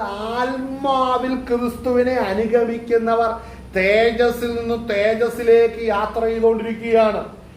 ആത്മ ശരീരം ആ തേജസ് സെൻസ് ചെയ്യുന്നുണ്ട്, അനുഭവിക്കുന്നുണ്ട്. അപ്പോൾ തന്നെ തേജസ്സിൽ നിന്ന് തേജസ്സിലേക്ക് പോകുമ്പോൾ കൊരിന്ത്യ സഭയ്ക്ക് പൗലോസ് എഴുതി കൊടുക്കുന്ന കാര്യം എന്താണ്? ഇപ്പോൾ എല്ലായിടത്തും ക്രിസ്തുവിൽ ഞങ്ങളെ എപ്പോഴും ജയോത്സവമായി നടത്തുകയും എല്ലായിടത്തും ഞങ്ങളെ കൊണ്ട് തന്റെ പരിജ്ഞാനത്തിന്റെ വാസന വെളിപ്പെടുത്തുകയും. കണ്ടോ, തന്റെ പരിജ്ഞാനം, ക്രിസ്തുവിന്റെ പരിജ്ഞാനത്തിന്റെ വാസന ആത്മാവിൽ വിളിക്കപ്പെട്ടവരിൽ നിന്ന് വെളിപ്പെട്ട് അത് മറ്റുള്ളവർക്ക് കാഴ്ചയായും കേൾവിയായി ചെല്ലും. സ്തോത്രം. അടുത്തത് ഇവിടെ ശ്രദ്ധിക്കണേ, രക്ഷിക്കപ്പെടുന്ന ഒരു കാറ്റഗറി. അടുത്തത് ആ നശിക്കുന്നവരുടെ ഇടയിലും ഞങ്ങൾ ദൈവത്തിന് ക്രിസ്തുവിന്റെ സൗരഭ്യവാസനയാവുന്നു. അപ്പോൾ ശ്രദ്ധിക്കണം, നാം വെളിച്ചത്തെ കുറിച്ച് പറയണം. വെളിച്ചത്തിന്റെ അവകാശം വെളിപ്പെടുത്തണം. നാം വെളിച്ചത്തിൽ നിന്ന് വെളിച്ചത്തിലേക്ക് പോകുമ്പോൾ നമ്മുടെ ആത്മ മനുഷ്യൻ തേജസ് പ്രാപിച്ചുകൊണ്ടാണ് ഇരിക്കുന്നത്. അകമയുള്ള മനുഷ്യൻ തേജസ് പ്രാപിച്ചുകൊണ്ടാണ് ഇരിക്കുന്നത്. അത് അകമയുള്ള ആത്മാവ് ആ തേജസ് പ്രാപിക്കുകയും ബലപ്പെടുകയും ചെയ്യുമ്പോൾ അത് പ്രാപിക്കുന്നവർക്കറിയാം താൻ പരിശുദ്ധാത്മാവിന്റെ കൃപയിൽ ക്രിസ്തുവിനെ ആത്മാവിൽ അനുഗമിച്ചുകൊണ്ടിരിക്കുകയാണ്. അതാണ് എബ്രായ ലേഖനം പറയുന്നത്, നമുക്ക് മുമ്പേ കടന്നു പോകുന്നവൻ അളവിയ വെളിച്ചത്തിലേക്ക് നടന്നു പോകുമ്പോൾ അവരെ അനുഗമിക്കുന്ന സഹോദരന്മാരുടെ മുമ്പാകെ അനുഗമിക്കുവാൻ കർത്താവ് പിതാവാക്കി വെച്ചിരിക്കുന്ന പുത്രനെ കഷ്ടങ്ങളാൽ തികഞ്ഞവനാക്കി തീർക്കുന്നത് പിതാവിന്റെ സന്നിധിയിൽ യുക്തമാണ്. അപ്പോൾ അവർക്ക് വേണ്ടി, നമുക്കെല്ലാം വേണ്ടി പാപത്തിന്റെ പരിഹാരം വരുത്തുക മാത്രമല്ല, നാം പ്രാപിക്കേണ്ട തേജസ്സിന്റെ അളവ് പൂർണ്ണമായിട്ട് പിതാവായ ദൈവം പുത്രനാകുന്ന ക്രിസ്തുവിൽ നമ്മളെ അനുഗ്രഹിക്കുകയാണ്. ഇതിന്ന് ആരും അറിയാതെ വണ്ണം പിശാച് ചിലരുടെ മനസ്സ് കുരുടാക്കി, അനേകർക്ക് ഇതൊരു വിഷയമല്ലാതായി, അനേകരുടെ ജീവിതത്തിൽ ഇതൊരു പ്രശ്നമല്ലാത്തത് കൊണ്ട് കർത്താവിനെ തന്നെ വിട്ട് സമ്പാദിക്കാൻ പോവുകയാണ്. എപ്പോഴാണെന്നറിയാവോ? പെട്ടകത്തിന്റെ വാതിലടയുന്ന സമയത്ത്. ഒരു 10, 30, 40, 50 വർഷം മുമ്പൊക്കെ പോയെങ്കിൽ പിന്നെ എന്തെങ്കിലുമൊക്കെ പറഞ്ഞു വരാനുണ്ടായിരുന്നു. ഇത് അവസാന നാഴികയിലാണ് വന്നു നിൽക്കുന്നത്, അവസാന ടൈമില്, അല്ലേ? ഹല്ലേലൂയ. വായിച്ചാട്ടെ കൊരിന്ത്യ ലേഖനം വായിച്ചാട്ടെ. ആകുന്നു. അടുത്തത് മരണത്തിൽ നിന്ന് മരണത്തിലേക്കുള്ള അതായത് രക്ഷിക്കപ്പെടാത്തവരുടെ ഇടയിൽ, ശ്രദ്ധിക്കണേ, രക്ഷിക്കപ്പെടാത്തവരുടെ ഇടയിൽ തെരഞ്ഞെടുക്കപ്പെട്ടവർ, നിർണയപ്രകാരം വിളിക്കപ്പെട്ടവർ, തെരഞ്ഞെടുക്കപ്പെട്ടവരാണ് നിർണയപ്രകാരം വിളിക്കപ്പെട്ടവർ. ഇവർ അങ്ങോട്ടും ഇങ്ങോട്ടും ഇന്റർലായിട്ട് ഒരാളാണിത്. അപ്പോൾ ഈ തെരഞ്ഞെടുക്കപ്പെട്ടവർ, നിർണയപ്രകാരം വിളിക്കപ്പെട്ടവർ ആരുടെ ഇടയിൽ വസിക്കുക എന്നറിയാവോ? നശിച്ചു പോകുന്നവരുടെ ഇടയിൽ വസിക്കുകയാണ്. നശിച്ചു പോകുന്നവർ എന്തുകൊണ്ടാണ് അങ്ങനെ ആകുന്നത് അറിയാം? അവര് ക്രിസ്തുവിലേക്ക് വരുന്നില്ല. പാപത്തെ ഏറ്റുപറയുകയോ കർത്താവിന്റെ ഹൃദയം കൊണ്ട് അന്വേഷിക്കുകയോ ചെയ്യുന്നില്ല ഇവര്. അതാണ് നശിച്ചു പോകുന്നവരുടെ തെളിവ്. നശിച്ചു പോകുന്നവരുടെ ഇടയിൽ ആരാണ് ആയിരിക്കുന്നത്? വിളിക്കപ്പെട്ടവരായിരിക്കുന്നു. അപ്പോൾ ആ വാക്യം വളരെ ശ്രദ്ധിക്കണം. അവിടെ വായിക്കുന്നത്, ഇവർക്ക് മരണത്തിൽ നിന്നും മരണത്തിലേക്കുള്ള, നശിച്ചു പോകുന്നവര് വെളിച്ചത്തിലേക്ക് വരുന്നില്ല. അവരെപ്പോഴും ലോകകാര്യവും ജഡകാര്യവും ലോകത്തിന്റെ വിഷയവും മാത്രം പറഞ്ഞിരിക്കുന്നു. അവരിൽ നിന്ന് വരുന്ന വാസന എപ്പോഴും മരണത്തിൽ നിന്ന് മരണത്തിലേക്കുള്ള വാസനയാണ്. എന്നാൽ ജീവനിൽ നിന്ന് ജീവനിലേക്കുള്ളവരുടെ വാസന വെളിച്ചത്തെ അനുഗമിക്കുന്നവരുടെ ജീവിതത്തിലാണ്. വെളിച്ചത്തിൽ നിന്ന് വെളിച്ചത്തിലേക്കുള്ള വാസന എന്ത് വേണമെന്നറിയാം? വാസ്തവമായി ക്രിസ്തുവിലേക്ക് വരണേ പറ്റുമോ? യഥാർത്ഥമായി ക്രിസ്തുവിലേക്ക് വാ. വേറെ വഴിയില്ല ഇതിന്. കർത്താവിലേക്ക് വാസ്തവമായി വരാതെ ഒരിക്കലും രക്ഷിക്കപ്പെടത്തില്ല. ഇവർക്ക് പ്രശ്നം മറ്റുള്ളവരെ നോക്കിക്കൊണ്ടിരിക്കും, മറ്റുള്ളവരുടെ സൗകര്യം, അവരുടെ വാക്ക്, അവരുടെ വികാരം, ഇവരെന്നും ബലഹീനരായിട്ടിരിക്കാൻ ഇവര് തയ്യാറുള്ളൂ. ഇവരെന്നും ബലഹീനതയിലാണ് പ്രശംസിക്കുന്നത്, ഇല്ലായ്മയിൽ പ്രശംസിക്കും, കണ്ണുനീരിലും പ്രശ്നത്തിലും പ്രശംസിച്ചുകൊണ്ടിരിക്കും. പക്ഷേ ജയോത്സവമായി നടത്തുന്ന ദൈവാത്മാവിന്റെ കൃപ ഇവർ ഒരിക്കലും സ്വീകരിക്കുന്നില്ല. മനസ്സിലാവുന്നോ? വായിച്ചേ. അവർക്ക് ജീവനിൽ നിന്ന് ജീവനിലേക്കുള്ള വാസന തന്നെ. എന്നാൽ ഇതിന് ആർ പ്രാപ്തൻ? ഞങ്ങൾ ദൈവവചനത്തിൽ കൂട്ടിച്ചേർക്കുന്ന അനേകരെ പോലെയല്ല, നിർമ്മലതയോടും ദൈവത്തിന്റെ കൽപ്പനയോടും ദൈവസന്നിധിയിൽ ക്രിസ്തുവിൽ സംസാരിക്കുന്നു. അതായത് നിങ്ങൾക്ക് ദൈവത്തിലേക്ക് അടുത്ത് വരണമെന്നുണ്ടെങ്കിൽ നിർമ്മലത വേണം. ഞാൻ പറയാം, മനുഷ്യന്റെ മുമ്പിൽ നിർമ്മലതയോടെ ഞാൻ നല്ലവനാന്ന് നീ ഒന്ന് പറഞ്ഞേ. ഇതാണ് അനേകരുടെ പ്രത്യാശ ഭൂമിയിൽ.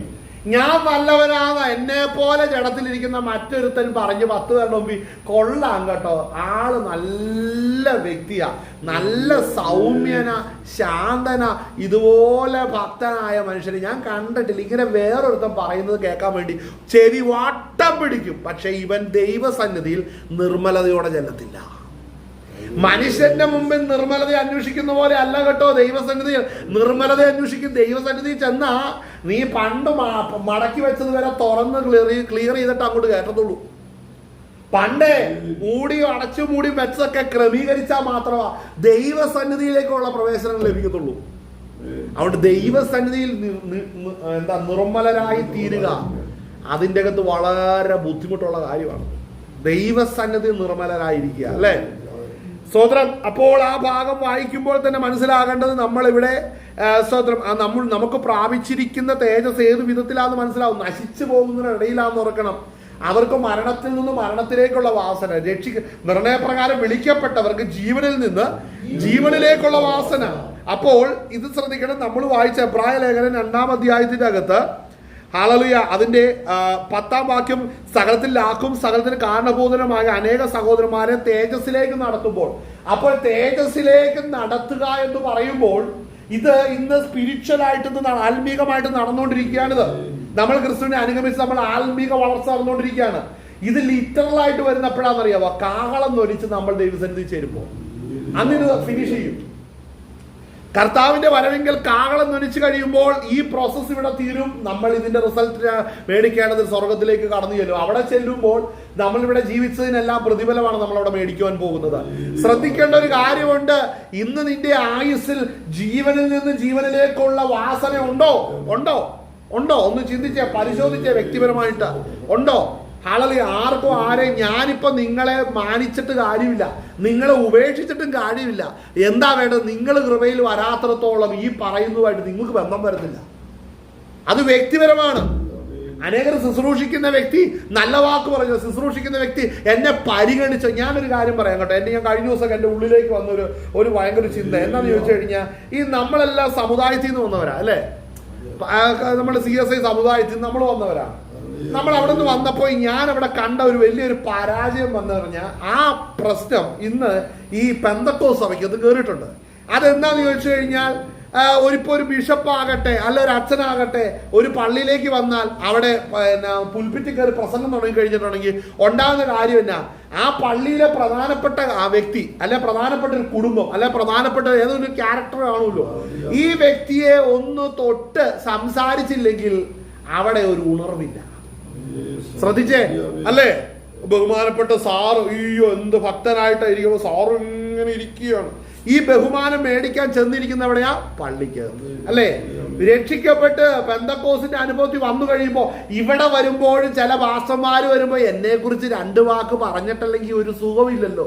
ഇവരും ആഗ്രഹിക്കുക എനിക്കൊന്ന് കേട്ടാ കുഴപ്പമില്ല. ഇത് എവിടെ നിന്നായി കളിക്കുന്നത്? തീയുടെ മുമ്പിൽ കിടന്നുണ്ടായി കളിക്കുന്നത്. ഇതിന്റെ അകത്ത് ഈ ബഹുമാനം മേടിക്കുന്ന പരിപാടി നിർത്തിയാലേ സ്തോത്രം നീ യഥാർത്ഥം രക്ഷിക്കപ്പെടത്തുള്ളൂ. ഒത്തിരി പേർക്ക് ഇടർച്ച, അവന്റെ പേരും പദവിയും പണവും ജോലിയും കുടുംബവും ഒക്കെ അനേകരുടെ രക്ഷയ്ക്ക് ഇടർച്ചയായിട്ട് തീർന്നുകൊണ്ടായിരിക്കുന്നത്. അവരെ പറഞ്ഞു പഠിപ്പിക്കാൻ ആർക്കും കഴിയാത്ത അവസ്ഥ അല്ലേ? പറയാതെ പറ്റില്ല. ഇത് ഒത്തിരി നടന്നുകൊണ്ടിരിക്കുകയാണ്. ഞാനൊരു കാര്യം പറയട്ടെ, നീ കാൽവരുടെ ചോട്ടി വന്നാൽ നിനക്ക് എന്ത് ബഹുമാനമാണേ ഉള്ളേ. നീ കാൽവരുടെ ചോട്ട് ഡീസന്റ് ആയിട്ട് ഒരുത്തരുമില്ല, എല്ലാം പാപികൾ അവിടെ ചെന്ന് നിൽക്കുന്നേ.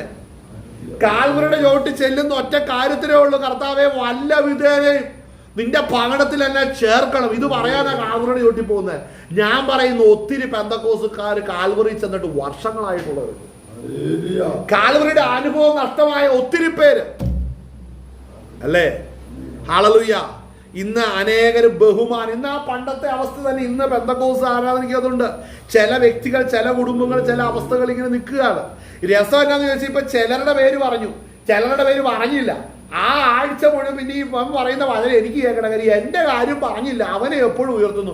അങ്ങനെ എനിക്ക് 2 പേര് പിന്നെ പിന്നെ വരുന്നത് മത്സരബുദ്ധിയിലാണ് വരുന്നത്. വേറെ കുറെ പേര് ഈ തന്റെ പേരും പ്രസക്തിയും അല്ലെങ്കിൽ കുടുംബമോ മറ്റു ജോലി എന്തെങ്കിലും എടുത്തു പറഞ്ഞിട്ടുണ്ടെങ്കിൽ പിന്നെ അവൻ അടുത്ത ആഴ്ച വരും. അടുത്ത ആഴ്ച വരുന്നവൻ എന്നെ കുറിച്ച് വല്ലതും പറയുവോ? അവൻ എന്നെ കുറിച്ച് നല്ല പുകഴ്ത്തി വല്ല കാര്യങ്ങൾ പറയും. ഇത് കേൾക്കുകയും ഇത് പറയുകയും ചെയ്യുന്ന പണ്ട് കർത്താവിന്റെ കാലഘട്ടത്തിലുള്ള സിനഗോഗുകളും യെരുശലേം ദേവാലയത്തിന്റെ ഒക്കെ അവസ്ഥയാണ് ഇന്ന് പല പെന്തക്കോസ്ത് ആരാധകരുടെ അവസ്ഥ. അനേകർ ബഹുമാനം മേടിച്ച് തമ്മിൽ ബഹുമാനം കൊടുത്ത് ഇരുന്നിട്ട് ദൈവത്തിന്റെ വഴി അതിന് തള്ളിക്കളയുക. ഞാൻ പറയട്ടെ സ്തോത്രം, നീ മാനസാന്തരപ്പെട്ട് ദൈവസന്നിധിയിൽ വാസ്തവമായിട്ട് വരാതെ നിന്റെ ആത്മാവ് രക്ഷ പ്രാപിക്കില്ലെന്ന പ്രാഗൽഭ്യത്തോടെ ഇരുവായ്ത്തലയുള്ള വാള് പോലെ വെളിപ്പെടുത്തി പറയാൻ അനുവദിക്കുന്ന എത്ര പ്രസ്ഥാനങ്ങളുണ്ട്, എത്ര പ്രസ്ഥാനങ്ങളുണ്ട്. ചലഞ്ച് ചെയ്ത് ചോദിക്കാം, പറ്റുമോ? ഹല്ലേലൂയ. എന്നാൽ അതിൽ സന്തോഷിക്കുന്ന ഒത്തിരി പേരുണ്ട്, പ്രാർത്ഥിക്കുകയും ചെയ്യുന്നു. പക്ഷേ പലപ്പോഴും അതൊക്കെ അൺസക്സസ്ഫുൾ ആണ്. എന്തുകൊണ്ടാ? അതൊക്കെ പരാജയമാണ്. പലതും പറയാഞ്ഞിട്ട് കാര്യമില്ല. കാര്യം ഇന്ന് പ്രസ്ഥാനങ്ങൾ പണ്ട് കാണുന്ന നാമധേയ സംഘടനകൾ പോലെ തന്നെ ഇന്ന് പെന്തക്കോസ്തും ആയിക്കൊണ്ടിരിക്കുകയാണ്. ഇതിന്റെ അകത്ത് ചിലരുടെ മഹത്വവും ബഹുമാനവും പദവികളും കൂടി കാണിക്കാതെ ഒരിക്കലും മുമ്പോട്ട് പോകാൻ മേലാത്ത അവസ്ഥ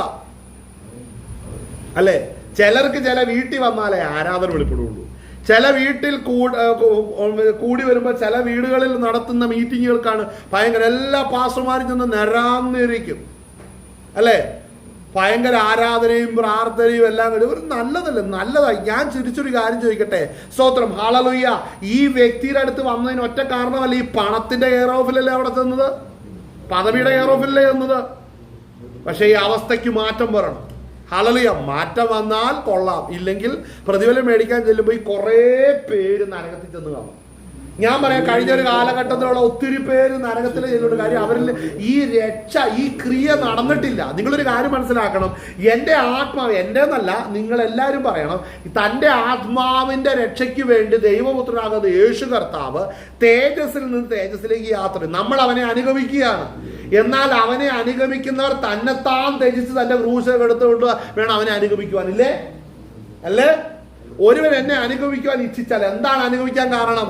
വെളിച്ചം മുമ്പിലുണ്ട്, അവൻ തേജസ്സാണ്. ആ തേജസ്സിന്റെ ആത്മാവിനെ പ്രാപിക്കണമെന്നുണ്ടെങ്കിൽ താൻ തന്നെത്താൻ ത്യജിച്ച് തന്റെ ക്രൂശ് എടുത്തുകൊണ്ട് എന്നെ അനുഗമിക്കണം. എന്നേക്കാൾ അധികമായി അപ്പനെയോ അമ്മയോ മക്കളെയോ ഭാര്യയോ കുടുംബാംഗങ്ങളെയോ പ്രിയപ്പെടുന്നവൻ എനിക്ക് കൊള്ളാവുന്നവനല്ല. അത് അംഗങ്ങള്.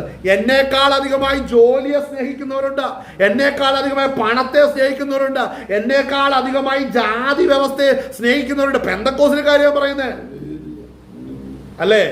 പിന്നെ നീ എവിടെയാ എന്തിനെ അനുഗമിക്കുന്നത്? നിനക്ക് ലേബലുണ്ട്, നീ പക്ക ഫ്രോഡാണ്. ഒന്ന്, രണ്ടാം നീ മുഴുഭാവിയുമാണ്. ഇതുവരെ നീ വെളിച്ചം കണ്ടിട്ടില്ല. കാര്യം അവനിൽ നിന്ന് പുറപ്പെടുന്നത് മരണത്തിൽ നിന്ന് മരണത്തിലേക്കുള്ള വാസനയാണ്. ഒരിക്കലും ജീവന്റെ സ്തോത്രം ഹാലലിയ പ്രമാണം അവന്റെ വായിൽ നിന്ന് ഒരിക്കലും വരത്തില്ല. കരങ്ങൾ ദൈവത്തെ ബോധപ്പെടുത്തിയാട്ടെ. അപ്പോൾ രക്ഷിക്കപ്പെടാത്തവർക്ക് ഒരിക്കലും കർത്താവ് ആരാന്ന് പറയാൻ അറിയത്തില്ല. ചിലരുടെ അടുത്ത് ചെല്ലുമ്പോൾ നമുക്ക് അതിശയം ഇങ്ങനെ ഒന്ന് വരണ്ട് നിൽക്കുകയാണ്, ഒന്നിനും അറിയത്തില്ല. വചനം വാ തുറന്നാൽ പോലും ദൈവിക കാര്യങ്ങളെ കുറിച്ച് പറയുന്നേ ഇല്ല. ഹല്ലേലൂയ. ഞാൻ പറയട്ടെ, ഒരു കുറ്റം പറയുന്നല്ല, എനിക്കൊരു കാര്യം പറയാനുണ്ട്. പല പെന്തക്കോസ് സഭയ്ക്ക് അത് പെന്തക്കോസിന്റെ കുറ്റമല്ല, യാഥാർത്ഥ്യം പറഞ്ഞ് മനസ്സിലാക്കുന്ന ഇവരുടെ പഠിക്കുന്ന സ്കൂളിൽ ചെന്നാൽ അടുത്തിരിക്കുന്ന വ്യക്തിയുടെ സുവിശേഷം പറയുന്നവർ വളരെ കുറച്ചേ ഉള്ളൂ. ഒരു ജോലി സ്ഥലത്ത് ചെന്ന് അടുത്തിരിക്കുന്നവരുടെ സുവിശേഷം പറയുന്നത് കുറച്ചു പേരേ ഉള്ളൂ. ഇതെല്ലാം പറിച്ചുകൂട്ടി കമ്മലും മാലയും വളയൊന്നും ഇല്ല. അങ്ങോട്ട് ചെന്ന് നിൽക്കുമ്പോഴറിയാം പെന്തക്കോസ്. നീ വാ തുറന്ന് കർത്താവിനെ കുറിച്ച് പറഞ്ഞാൽ മതി, അവരത് കേട്ടോളൂ, അല്ല നിന്നെ തല്ലിക്കോളൂ. ഇത് പറയാതെ ഇരിക്കുന്നവരുണ്ട്. എന്തുകൊണ്ടാ? എങ്കിലും ഞാൻ വീണ്ടും ഒരു കാര്യം പറയാം കേട്ടോ. ഈ 6 മണി നേരത്തല്ല, 3 മണി, 6 മണി, 11 മണി, ഈ 11 മണി നേരത്ത് വന്നവരൊക്കെ എന്തെങ്കിലുമൊക്കെ വായിന്ന് വീടുള്ളൂ.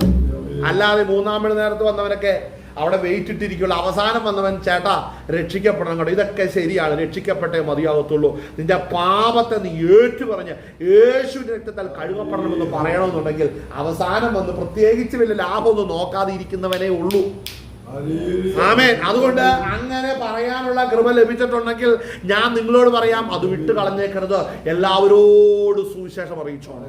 ആളുകൾ ഞങ്ങൾ പറയണം, കർത്താവേ ഞാൻ മറ്റൊരുത്തരെ പഠിപ്പിക്കേണ്ടതിന് ഈ വെളിച്ചത്തെ ഒന്ന് കാണുവാൻ കൃപ നൽകണം, ഇത് അനുഭവിക്കാൻ കൃപ നൽകണം. ഞാൻ ബലഹീനനായിരിക്കുന്നെങ്കിൽ നിന്റെ കൃപ എന്നെ മേൽ ബലപ്പെടുത്തണം എന്ന് പ്രാർത്ഥിക്കുമ്പോൾ ദൈവം എന്റെ മേൽ കൃപ പകരും. ഹല്ലേലൂയ. എബ്രായലേഖനം വായിച്ചേ, തുറന്ന് വായിച്ചേ. നിർത്താം.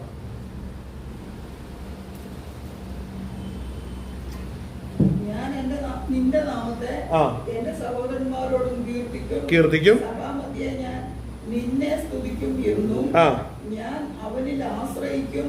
അല്ല, ഇടയ്ക്ക് വിട്ടുപോകാതെ 11-ാം വാക്യം വായിച്ചില്ല. നമ്മൾ 10-ാം വാക്യം വായിച്ചു നിർത്തിയുള്ളൂ, 11-ാം വാക്യം വായിച്ചില്ല.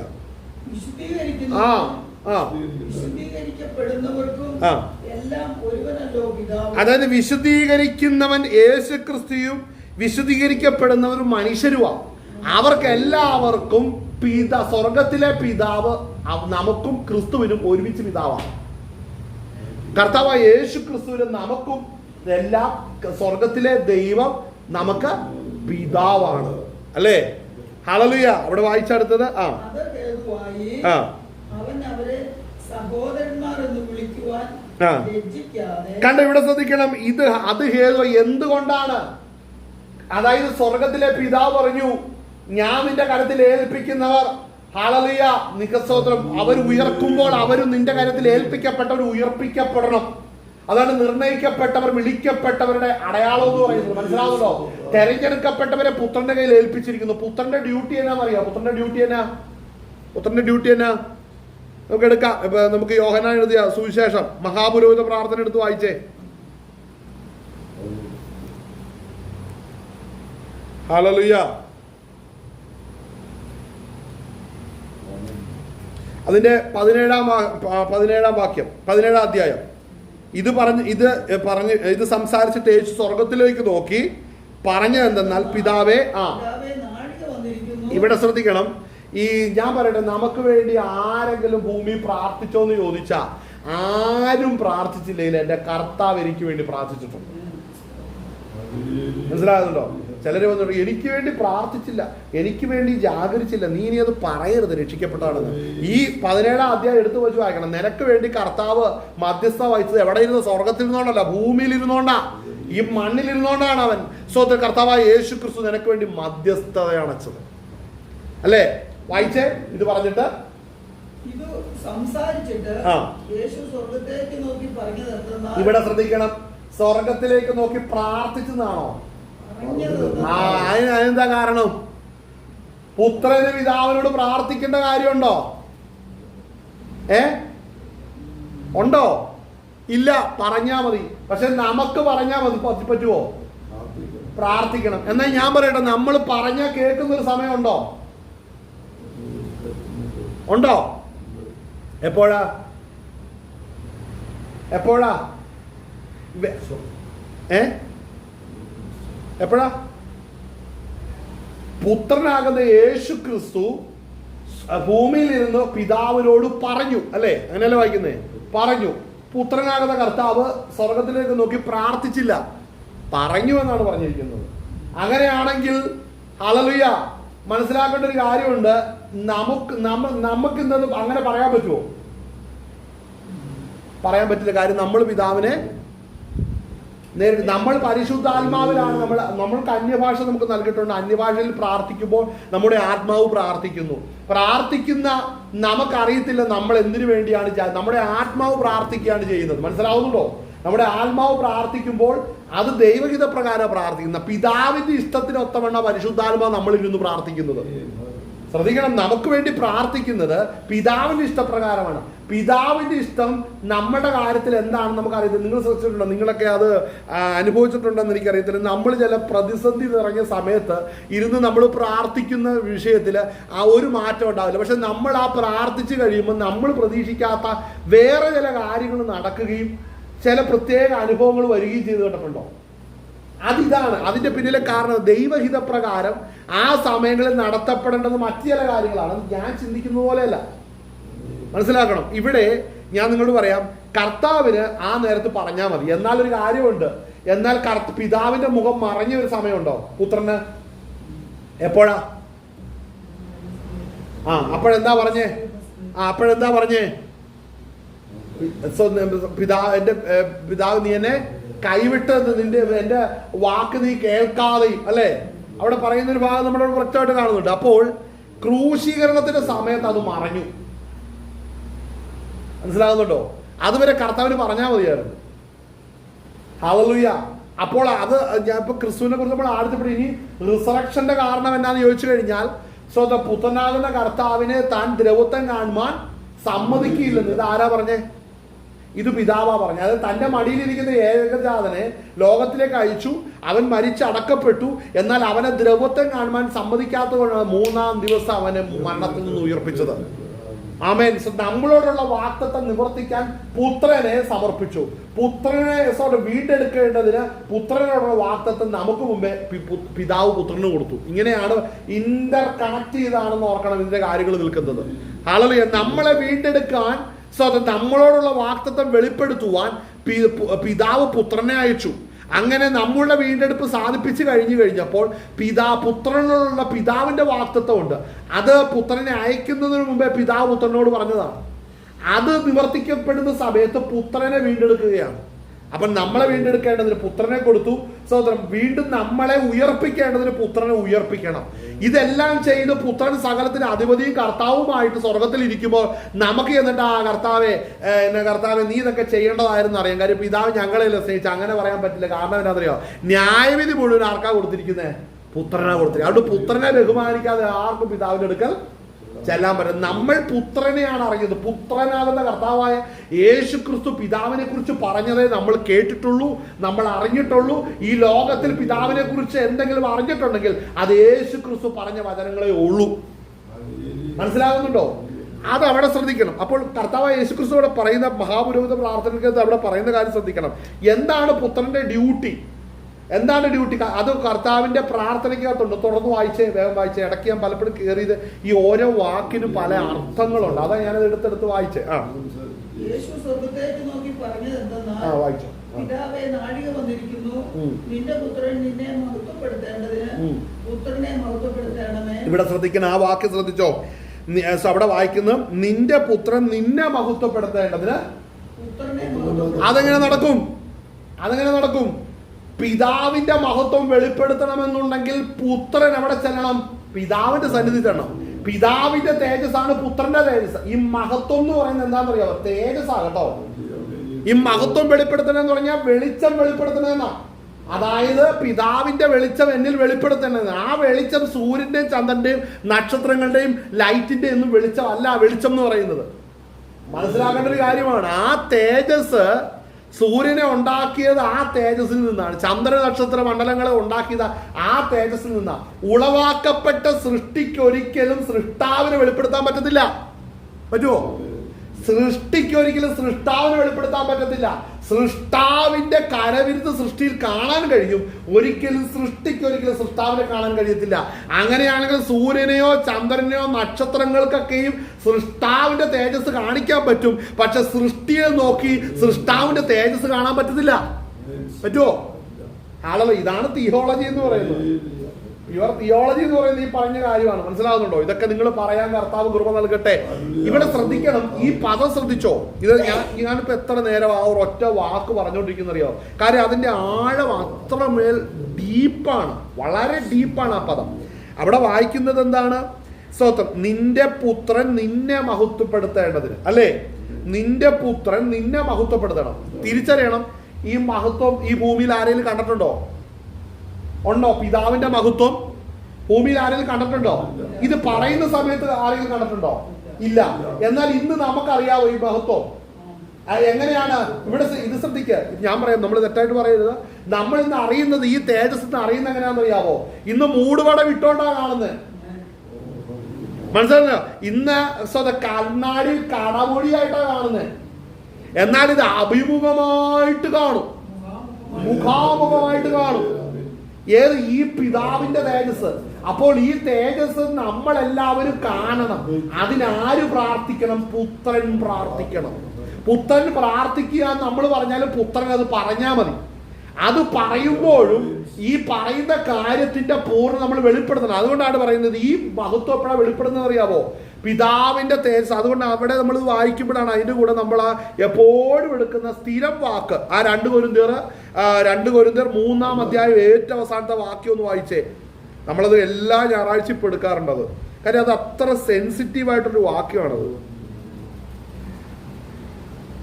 കൊരിന്ത്യർക്ക് എഴുതിയ 2-ാം ലേഖനം 3-ാം അധ്യായം അതിന്റെ 18-ാം വാക്യം ഞാൻ വായിക്കാം. അത് നിങ്ങൾ എഴുതി എഴുതോ, നിങ്ങൾക്ക് സമയമില്ലല്ലോ.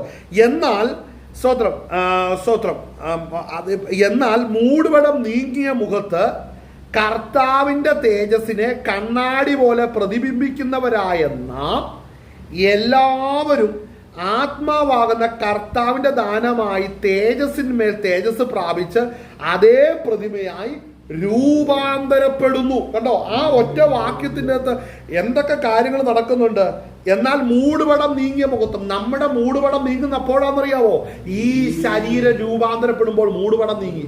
ഇന്ന് നമ്മൾ ഈ ശരീരത്തിൽ ഇരിക്കുന്നിടത്തോളം നമ്മൾ അന്യരും പരദേശികളുമാണ്.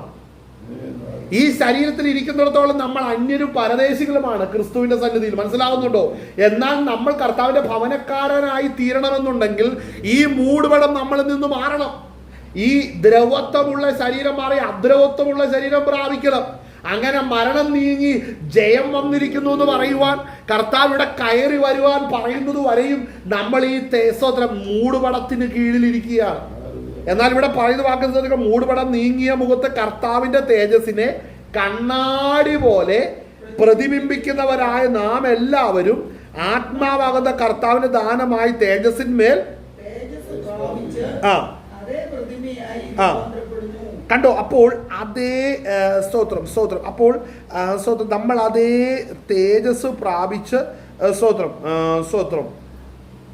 നമ്മൾ രൂപാന്തരപ്പെടുകയാണ്.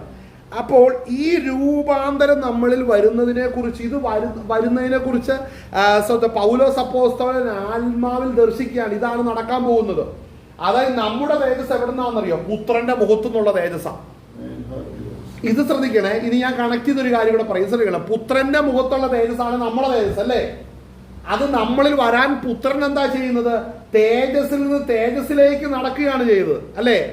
അതായത് സ്വർഗത്തിലേക്കുള്ള പുതുവഴി പുത്രനാകുന്ന യേശു ക്രിസ്തുവിലൂടെ. അവൻ തന്നെയാണ് കർത്താവായ യേശു ക്രിസ്തുവിന്റെ വഴിയും സത്യവും ജീവനും. പിതാവിന്റെ തേജസ് നമ്മളിൽ വെളിപ്പെടുവാൻ പിതാവിന്റെ മുഖത്ത് നോക്കി പുത്രൻ യാത്ര ചെയ്യുമ്പോൾ പുത്രന്റെ മുഖത്തിന്റെ തേജസ് സഹോദരന്മാരുടെ മുഖത്തും പ്രതിബിംബിക്കും. മനസ്സിലാകുന്നുണ്ടോ? പുത്രന്റെ പുത്രൻ പിതാവിന്റെ മുഖത്തേക്ക് നോക്കി യാത്ര ചെയ്യുമ്പോൾ പുത്രന്റെ മുഖം ശോഭിക്കുന്നെങ്കിൽ പുത്രന്റെ മുഖത്തേക്ക് നോക്കുന്ന സകല സഹോദരന്മാരുടെ മുഖവും അതുപോലെ ശോഭിക്കും. അപ്പോൾ അത് സംഭവിക്കണമെന്നുണ്ടെങ്കിൽ ഭൂമിയിൽ ഇരുന്നു കൊണ്ട് തെരഞ്ഞെടുക്കപ്പെട്ടവരും ജീവനിൽ നിന്ന് ജീവനിലേക്ക് പോകേണ്ട സഹോദരവർഗത്തിൽ ഓരോ വ്യക്തിയെ കുറിച്ചും പുത്രൻ സ്വർഗത്തിലേക്ക് നോക്കി നമുക്ക് വേണ്ടി മധ്യസ്ഥത ചെയ്ത് പറയണം. എന്താ പറയേണ്ടത്? അതാണ് നമ്മൾ വായിച്ച വാക്യം. എന്താ വായിക്കുന്നത്?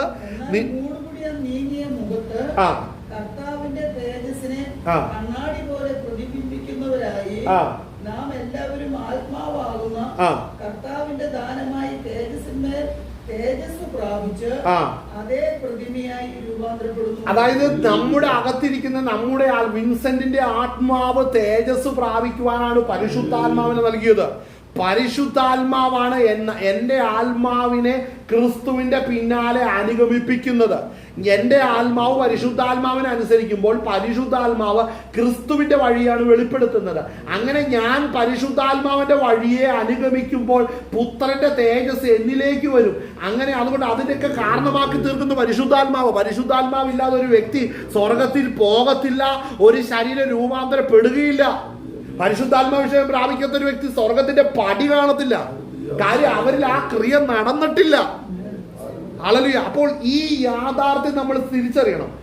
അതിന്റെ കൂടെ നമ്മൾ തിരിച്ചറിയേണ്ട ഒരു അടുത്ത വാക്യം നമ്മൾ വായിച്ച 17-ാം അധ്യായത്തില് അവിടെ നമ്മൾ വായിച്ച 2 നീ അവന് നൽകിയിട്ടുള്ളത് എല്ലാവർക്കും 17:1 നിന്റെ പുത്രൻ നിന്നെ മഹത്വപ്പെടുത്തേണ്ടതിന് പുത്രനെ മഹത്വപ്പെടുത്തണമേ. അടുത്ത അവൻ നിത്യജീവനെ കൊടുക്കേണ്ടതിന് നീ സകല ജഡത്തിന്മേലും അവന് അധികാരം നൽകിയിരിക്കുന്നു. കാര്യം അവനെന്ന് യേശുക്രിസ്തുവിനെ കുറിച്ച് യേശുക്രിസ്തു പറയുകയാണ് ചെയ്യുന്നത്. അതായത് ക്രിസ്തുവിന്റെ ആത്മാവ് യേശുവിന്റെ ശരീരത്തിന്റെ പ്രവർത്തികളിൽ അല്ലെ യേശുവിൽ വിശ്വസിക്കുന്നവരിൽ സ്വത്രം ഹല്ലേലൂയ സകലതും നിക്ഷേപിക്കപ്പെടുവാൻ പുത്രനിൽ തന്നെ ആ പദവികളെയും അധികാരങ്ങളെയും കൊടുക്കുകയാണ് പിതാവിൽ നിന്ന്. ഇത് പുത്രനിൽ ആ അധികാരം വരണമെന്നുണ്ടെങ്കിൽ പുത്രന് സ്വതവേ ചെയ്യാൻ കഴിയത്തില്ല, അയച്ച പിതാവിനാലാണ് ചെയ്യാൻ കഴിയത്തുള്ളൂ. പുത്രൻ മുഖാന്തരമല്ലാതെ ആരും പിതാവിന്റെ അടുക്കൽ ചെല്ലുന്നുമില്ല. ഇതൊക്കെ ചോദിച്ച് ഇതിന്റെ എക്സ്പ്ലനേഷൻ ശരിക്കും കൊടുത്തു കഴിയുമ്പോഴല്ലോ ഇതിനെതിരെ ഒരു അറിവിനും പിടിച്ചു നിൽക്കാൻ കഴിയത്തില്ല. കാര്യം വ്യക്തമായ മറുപടി ഇവിടെ കൊടുക്കുന്നുണ്ട്. ആരാണ് പറയുന്നത്? അവിടെ പറയുന്നത് നീ അവന് നൽകിയിട്ടുള്ള എല്ലാവർക്കും. അപ്പോൾ മനസ്സിലാക്കണം ഇതെങ്ങനെയാ പറയുന്നത്. പുത്രൻ നോക്കുമ്പോൾ പിതാവിന്റെ തിരുഹൃദയത്തിൽ രക്ഷിക്കപ്പെടുവാനിരിക്കുന്ന സകലരെയും പുത്രൻ വിളിക്കുന്നത് വലിയൊരു ജനക്കൂട്ടമായും എന്നോടുകൂടെ തേജസ്സിലേക്ക് വരാനിരിക്കുന്ന എൻ്റെ സഹോദരന്മാരായിട്ടും പുത്രനാകുന്ന യേശു ക്രിസ്തു ലോകത്തിൽ നിന്ന് കണ്ടുകൊണ്ടാണ് ഇത് പറയുന്നത്. മനസ്സിലാകുന്നുണ്ട്? അതാണ് മർമ്മങ്ങളും ഉപമർമ്മങ്ങളും. ഹല്ലേലൂയ. വായിച്ചത് നീ അവന് നൽകിയിട്ടുള്ളവർക്ക് എല്ലാവർക്കും അവൻ നിത്യജീവനെ കൊടുക്കേണ്ടതിന് നീ സകല ജഡത്തിന്മേലും അവന് അധികാരം നൽകിയിരിക്കുന്നു. കണ്ടോ? സകല ജഡത്തിന്മേലും അവന് യേശുക്രിസ്തുവിന് അധികാരം. അതായത് കയ്യിലേക്ക് ലഭിക്കുന്നത് ജഡങ്ങളാണെങ്കിൽ അവയെ തേജസ്സുള്ളതാക്കി തീർത്ത് അവരെ പിതാവിന്റെ സന്നിധിയിൽ വെളിപ്പെടുത്തി തന്റെ മുഖശോഭ അവരിൽ വെളിപ്പെടുത്തുമ്പോഴാണ് അവർ പിതാവിന്റെ സന്നിധിയിൽ പ്രത്യക്ഷമാകുന്നത്. വലിയ ഡ്യൂട്ടിയിലാണ് യേശു കർത്താവ്. നമുക്ക് പലപ്പോഴും അറിയത്തില്ലാത്ത നമുക്കിതിന്റെ ആ മർമ്മം മനസ്സിലാകാത്തതുകൊണ്ടാണ്. ഹല്ലേലൂയ. നിങ്ങൾക്കറിയാമോ, ഞാനിത് ധ്യാനിക്കാൻ പലപ്പോഴും കയറി ഇരുന്നിട്ട് ഒരു വാക്യം വെച്ച് 2-3 മണിക്കൂർ ഇങ്ങനെ ഇരിക്കാറുണ്ട്. കാര്യം ആത്മാവ് ഇടപെടുമ്പോൾ അന്യഭാഷ ഒന്നും പറയില്ല, ഇങ്ങനെ ഇരിക്കുള്ളൂ. ആത്മാവ് വെളിപ്പെടുത്തി തരും. ഇത് വെളിപ്പെടുത്തി തരും. ആ അനുഭവം ഉണ്ടാകണം. അപ്പോൾ നമുക്ക് മനസ്സിലാകേണ്ട, എനിക്കെന്നല്ല നമുക്ക് മനസ്സിലാകേണ്ട ഒരു കാര്യമുണ്ട്. യേശു ക്രിസ്തു ശുശ്രൂഷകനായിരിക്കുന്നത് നമ്മളിൽ ഇരുട്ടുമാറുവാൻ നമ്മളെ ഏറ്റെടുത്തുകൊണ്ട് പിതാവിന്റെ സന്നിധിയിൽ വെളിപ്പെടുത്തുവാനാണ് യേശു ക്രിസ്തു ശുശ്രൂഷകനായിരിക്കുന്നത്. ആമേൻ. ഹല്ലേലൂയ. നമ്മെ ഓരോ ആത്മാക്കളുടെ ഉടയവനാകുന്ന കർത്താവ് നമ്മളെ വെറും ജഡവും പിണ്ടവുമായി കിട്ടിയപ്പോൾ നമ്മളെ അശേഷം ജീവനറ്റ് കിടന്ന നമ്മയാണെന്ന് പറഞ്ഞാൽ ജീവൻ വെപ്പിച്ച് ഇത്രത്തോളം നമ്മളെ എത്തിച്ചത്. നമ്മൾ ഇന്നത് പ്രസംഗിക്കാറാക്കിയെങ്കിൽ മനസ്സിലാക്കണം, അത്രത്തോളം കർത്താവ് നമ്മളെ പണിതിട്ടുണ്ട്. നമ്മളിത് മനസ്സിലാകത്രത്തോളം നമ്മളിത് തിരിച്ചറിഞ്ഞിട്ടുണ്ട്. ഇതിനെന്ന് തടസ്സമായി നിൽക്കുന്നത് ജഡമാണ്. ഈ ജഡത്തെ നമ്മൾ എന്ന് വിട്ടോ അതോടുകൂടി നമ്മൾ പൂർണ്ണമായി ദൈവം നിക്ഷേപിച്ച ആ തേജസ് പൂർണ്ണ തോതിൽ വെളിപ്പെടും. വായിച്ചാട്ടെ. ഏക സത്യ ദൈവമായ നിന്നെയും ക്രിസ്തുവിനെയും ആ. അറിയുന്നത് തന്നെ നിത്യജീവൻ. അതായത് നമ്മൾ ഈ വാക്യം വായിച്ചിട്ട് ഏകസത്യ ദൈവമായ നിന്നെയും നീ അയച്ച യേശു ക്രിസ്തു അറിയുന്ന നിത്യജീവൻ എന്ന് പറഞ്ഞ് അവൾ അവിടെ കൊണ്ട് നിൽക്കണം. ഇതിന്റെ ഇടയിൽ നമ്മൾ ചെയ്യേണ്ടത് ഈ വ്യാപാരം നമ്മളൊന്ന് ഓർക്കണം. തമ്മിലുള്ള വ്യാപാരം പിതാവ് എന്ത് ചെയ്തു? പുത്രന്റെ കയ്യിൽ ഏൽപ്പിച്ചു. പുത്രൻ എന്ത് ചെയ്തു? പുത്രൻ നമ്മളുടെ മേൽ തേജസ് വെളിപ്പെടുത്തി, നമ്മുടെ ആത്മാവിൽ തേജസ് വെളിപ്പെടുത്തുവാൻ പരിശുദ്ധാത്മാവ് ക്രിസ്തുവിൽ നിന്നുള്ളത് പരിശുദ്ധാത്മാവ് നമ്മുടെ ആത്മാവിൽ വെളിപ്പെടുത്തും, നമ്മളെ കഴുകും, നമ്മളെ ബലപ്പെടുത്തും. അപ്പോൾ ഇത് ചില സമയത്ത് എന്ത് സംഭവിക്കും അറിയാവോ? നമ്മൾ ചിലപ്പോൾ ജഡത്തിലിരിക്കും. ശ്രദ്ധിക്കണേ, നമ്മൾ ചിലപ്പോൾ ജഡത്തിലിരിക്കും, ജഡചിന്തയിലിരിക്കും. അപ്പോഴാണ് നമ്മൾ ജഡത്തിൽ പോരാട്ടങ്ങൾ വരുന്നത്. പോരാട്ടം വരുന്നത് എന്തിനാ? നമ്മൾ ആത്മാവിലേക്ക് തിരിയാനാണ് ജഡത്തിൽ പോരാട്ടം വരുന്നത്. പോരാട്ടം വരുമ്പോൾ ആത്മാവിലായി കഴിഞ്ഞാൽ, വിശുദ്ധി പ്രാപിച്ചു കഴിഞ്ഞാൽ പിന്നീട് ശിക്ഷയില്ല. ഈ ശിക്ഷ വരുന്ന എപ്പോഴാന്ന് ചോദിച്ചാൽ നമ്മൾ ജഡത്തിന്റെ പ്രവർത്തികളെ വിട്ട് നമ്മൾ ആത്മാവിലാകണം. ആമേൻ, ഹല്ലേലൂയ. നമ്മൾ ആ വാക്യം വായിക്കും. ഇത് ഞാൻ ചിന്തിക്കാൻ പോയ ഒത്തിരി ആഴമുള്ള കാര്യമാണ്. എങ്കിലും നമ്മൾ ആ ഭാഗത്തിന് എന്താണ് ആ പറയുന്നത്? ഇതിൻ്റെ അകത്തൊരു വാക്യം വെച്ചാൽ എബ്രായ ലേഖനത്തിന്റെ അകത്ത്, ഹല്ലേലൂയ, അതിന്റെ 12-ാം അധ്യായത്തിന്റെ അകത്താണെന്ന് എനിക്ക് തോന്നുന്നു. അല്ല, 12-ാം അധ്യായത്തിന്റെ അകത്താണെന്ന് തോന്നുന്നു. ഞാൻ നോക്കട്ടെ. ഹല്ലേലൂയ.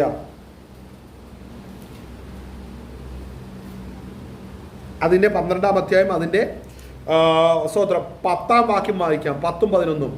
അവർ ശിക്ഷിച്ചത്, അതായത് മനുഷ്യർ ശിക്ഷിച്ചത് കുറെ കാലവും തങ്ങൾക്ക് ബോധിച്ച പ്രകാരവും അത്ര. ഇത് മനുഷ്യൻ ശിക്ഷിക്കുന്നതിനെ കുറിച്ചാണ് പറയുന്നത്.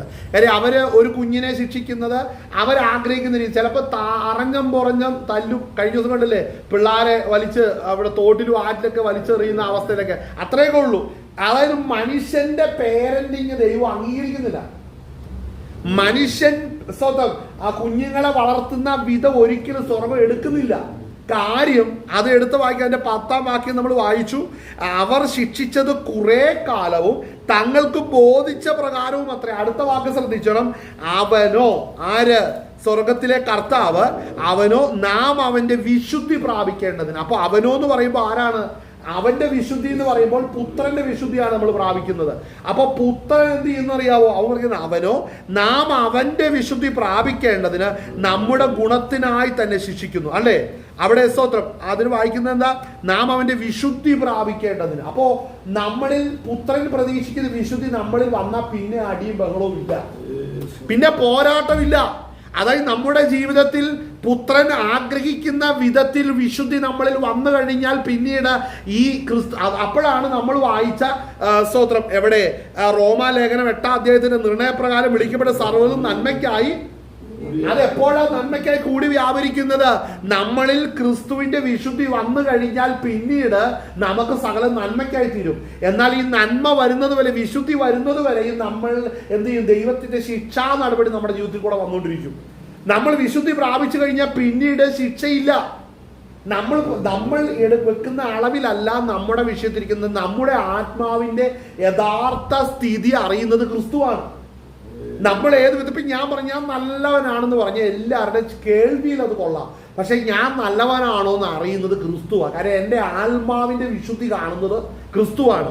അപ്പോൾ എൻ്റെ ആത്മാവിന്റെ ക്രമീകരണം പുത്രനാകുന്ന യേശു ക്രിസ്തു നോക്കിയിട്ട് എവിടെയാണ് ഞാൻ ഫലം പുറപ്പെടുവിക്കേണ്ടതെന്ന് ക്രിസ്തു നോക്കിയിട്ട് എൻ്റെ ആത്മാവിന്റെ പരീക്ഷ വെളിപ്പെടും. എൻ്റെ ആത്മാവിന്റെ ശുദ്ധീകരണത്തിന് വേണ്ടി ജഡത്തിൽ പരീക്ഷ വെളിപ്പെടും. ജഡത്തിൽ പരീക്ഷ വിടും. നമ്മളെ ജഡത്തിൽ മാറാത്ത രോഗങ്ങളും പ്രശ്നങ്ങളും ഉണ്ടെങ്കിൽ ശ്രദ്ധിച്ചോണം.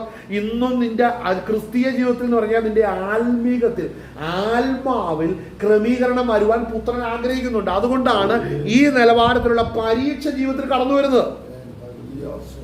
മനസ്സിലാവുന്നുണ്ടോ? അല്ലാതെ വെറുതെ കർത്താവ് തല്ലുന്നില്ല ആരെയും. ആ വാക്യം വേണം ഒന്നും കൂടെ വായിച്ചോ, സംശയം ഉണ്ടെങ്കിൽ. അല്ലെങ്കിൽ അതിന്റെ 9 സ്തോത്രം അതിന്റെ 8 മുതൽ വായിച്ചേ, ക്ലാരിറ്റി വേണമല്ലോ. ഞാൻ എപ്പോഴും വായിക്കുന്ന വാക്യം നിങ്ങൾക്കുടെ ഒരു ഇതിനു വേണ്ടിയാ. വായിച്ചു. എല്ലാവരും പ്രാപിക്കുന്ന ബാലശിക്ഷ കൂടാതെ ഇരിക്കുന്നു എങ്കിൽ നിങ്ങൾ മക്കളല്ല. അതായത് ശ്രദ്ധിക്കണം, ഇത് മനുഷ്യരുടെ കാര്യം പറയുന്നെങ്കിലും നമ്മൾ വായിക്കുന്ന വിഷയത്തോടുള്ള ബന്ധത്തിൽ രക്ഷിക്കപ്പെടുന്നവർ, തേജസ് പ്രാപിക്കുന്നവർ, സ്തോത്രം ഹല്ലേലൂയ, അവിടെ നമ്മൾ വായിച്ച നിർണയപ്രകാരം വിളിക്കപ്പെട്ടവർക്കെല്ലാം ശിക്ഷാ നടപടിയുണ്ട്. നിർണയപ്രകാരം വിളിക്കപ്പെട്ടവർക്കെല്ലാം ശിക്ഷാ നടപടിയുണ്ട്. അല്ലേ? അവിടെ വായിച്ചേ, തുടർന്ന് വായിച്ചേ. ജഡ കാര്യത്തെ കുറിച്ചാണ് പറഞ്ഞത്. നമ്മുടെ ജഡസംബന്ധമായ പിതാക്കന്മാർ ആ. നമ്മെ ശിക്ഷിച്ചപ്പോൾ ആ. നാം അവരെ വണങ്ങിപ്പോകുന്നുവല്ലോ. അപ്പൊ ഇതാണ് പ്രതീക്ഷിക്കുന്നത്. ശിക്ഷിക്കുമ്പോൾ ശിക്ഷിക്കുന്നവന് വണങ്ങണം, അല്ലെ ശിക്ഷിക്കുന്നവന് കീഴടങ്ങണം. മനസ്സിലാവുന്നുണ്ടോ? കീഴടങ്ങണം. അടുത്തത് വായിച്ചോ. ആത്മാക്കളുടെ പിതാവിന് ആ. ഏറ്റവും അധികമായി കീഴടങ്ങി ജീവിക്കേണ്ടതല്ലോ. ഇവിടെ ക്വസ്റ്റ്യൻ മാർക്ക്. ആ വാക്യം ഒന്നും കൂടെ വായിച്ചാൽ നമുക്ക് പലർക്കും അത് ക്ലിക്ക് ആകത്തില്ല. പലർക്കും ആ ഒരു വാക്യം അങ്ങനെ ഒന്നും കൊള്ളത്തില്ല. അതങ്ങോട്ട് ഊറി വിടുന്നത് പോലെ വിടുകയുള്ളൂ. അതിന്റെ അർത്ഥം ഒന്നും ഗ്രഹിച്ചെന്ന് വായിച്ചേ. നമ്മുടെ ജഡസംബന്ധമായ പിതാക്കന്മാർ നമ്മെ ശിക്ഷിച്ചപ്പോൾ നാം അവരെ വണങ്ങിപ്പോകുന്നുവല്ലോ. വണങ്ങിപ്പോന്നുമല്ലോ. അപ്പോൾ റിസൾട്ട് വണങ്ങണം, കീഴടങ്ങണം. ഇതാണ് ശിക്ഷയുടെ ഉദ്ദേശം. ആമേൻ. ആത്മാക്കളുടെ പിതാവിന്. അപ്പോൾ ആത്മാക്കളുടെ പിതാവ് ജഡത്തിലിരിക്കുന്ന അപ്പനും അമ്മയല്ല, ആണോ? ആത്മാക്കളുടെ പിതാവ് സ്വർഗത്തിലെ പിതാവാണ്. ആത്മാക്കളുടെ പിതാവ് സ്വർഗത്തിലെ പിതാവ്. നമ്മളെല്ലാം ആത്മാക്കളല്ലേ? നമ്മളെല്ലാം രക്ഷ പ്രാപിക്കേണ്ടത് നമുക്ക് മുമ്പേ നടക്കുന്നവൻ ആരാണ്? യേശു ക്രിസ്തു ആണ്. മനസ്സിലാവും? നമ്മളെല്ലാം അവൻ കർത്താവായ യേശു ക്രിസ്തു തേജസ്സിലേക്ക് നടന്നു, നമ്മളെ തേജസ്സിലേക്കാണ് നടത്തുന്നത്. ശ്രദ്ധിക്കണം. ആത്മാക്കളുടെ പിതാവിന് ഏറ്റവും അധികമായി കീഴടങ്ങി ജീവിക്കേണ്ടതല്ല. അതായത് നമ്മൾ ഓരോരുത്തരും അപ്പനും അമ്മയുടെ മുമ്പിൽ കാണിക്കുന്ന ഭക്തിയുടെ ഇരട്ടിയുടെ 3 ഇരട്ടി ഭക്തി ആത്മാവിന്റെ ദാതാവാകുന്ന പിതാവിന്റെ അടുക്കൽ ചെയ്യണമെന്നാണ് പറയുന്നത്. അതെങ്ങനെ സാധിക്കും? വായിച്ചേ. അവർ ശിക്ഷിച്ചത് കുറെ കാലം. അതായത് ആര്? ആത്മാക്കളുടെ പിതാവല്ല, സ്വർഗത്തിലെ പിതാവല്ല, മനുഷ്യരാകുന്ന മാതാപിതാക്കന്മാർ കുഞ്ഞുങ്ങളെ ശിക്ഷിക്കുന്നത് കുറെ കാലവും അതിലൊരു ന്യായവും കണ്ടില്ലേലും 2 അടി കൊടുത്തു കൊടുക്കുക. അതൊക്കെ അന്യായമാണ്. അപ്പോ അങ്ങനെയാണ് ലോകത്തിലെ മാതാപിതാക്കന്മാർ കുഞ്ഞുങ്ങളെ ശിക്ഷിക്കുന്ന ദൈവത്തിന്റെ വചനം എഴുതിച്ചിരിക്കുന്നത്. അവർക്ക് ബോധിച്ച പ്രകാരമാണ്. നമുക്ക് ബോധിച്ച പ്രകാരമൊക്കെ ചെയ്തട്ടെ. അത് ന്യായമാണെന്ന് പറഞ്ഞാൽ അംഗീകരിക്കുന്നതല്ല ബൈബിള്. അംഗീകരിക്കോ? ഞാൻ എന്റെ കുഞ്ഞിനെ ഇങ്ങനെ വളർത്തുന്നു, അംഗീകരിക്കത്തില്ല. അങ്ങനെയല്ല. അങ്ങനെ കുഞ്ഞുങ്ങളെ വളർത്തുന്നവരും ആയിരിക്കുന്ന മാതാപിതാക്കന്മാരുണ്ട്. അവരോട് പറയാനുള്ള വചനം ഇതാണ്. മനസ്സിലാവുന്നുണ്ടോ? വിശുദ്ധി പ്രാപിച്ച് കുഞ്ഞ് മര്യാദ പഠിച്ച പിന്നെ അവനെ തല്ലരുത്. അവൻ ചട്ടം പഠിച്ച പിന്നെ അവനെ ഉപദ്രവിക്കരുത്. അതിന് തലയ്ക്ക് സുഖമില്ലാത്ത മാതാപിതാക്കന്മാരെ ഇന്ന് കുഞ്ഞുങ്ങളെ വളർത്തുന്നത്. കുഞ്ഞുങ്ങളുടെ കാര്യം കണ്ടപ്പോ വായിച്ചേ. അവനോ നാം അവന്റെ വിശുദ്ധി പ്രാപിക്കേണ്ടതിന് നമ്മുടെ ഗുണത്തിനായി ശ്രദ്ധിക്കണം. അപ്പോ നമ്മുടെ ഗുണത്തിനായിട്ടാണ് ശിക്ഷിക്കുന്നത്. അപ്പോ മനസ്സിലാക്കണം. ജഡത്തിലുള്ള മാതാപിതാക്കന്മാര് കുഞ്ഞുങ്ങളെ ശിക്ഷിക്കുകയാണെങ്കിലും സ്വർഗത്തിലെ സ്വർഗീയ പിതാവ് ആത്മാക്കളാകുന്ന നമ്മൾ ഓരോരുത്തരെയും ശിക്ഷിക്കുകയും ചെയ്യും. 2 ശിക്ഷയ്ക്കും വേദന ഒരുപോലെ വേദനയുണ്ട്. അപ്പോൾ വേദനപ്പെടുമ്പോൾ നമ്മൾ പ്രയാസപ്പെടേണ്ട കാര്യമില്ല. അത് രോഗമാകാം, കഷ്ടങ്ങളാകാം, പ്രയാസങ്ങളാകാം, മറ്റു വെല്ലുവിളികളാകാം. ഇത് വരുമ്പോൾ നമ്മൾ പ്രയാസപ്പെടുകയല്ല വേണ്ടത്. വായിച്ചേ. തൽക്കാലം സന്തോഷകരമല്ല, ദുഃഖകരമത്രേ എന്ന് തോന്നുന്നു. കണ്ടോ? തൽക്കാലം ഇത് ശരിയല്ലേ? നമ്മൾ കഷ്ടം. ഞാൻ എന്റെ കാര്യം പറയാം.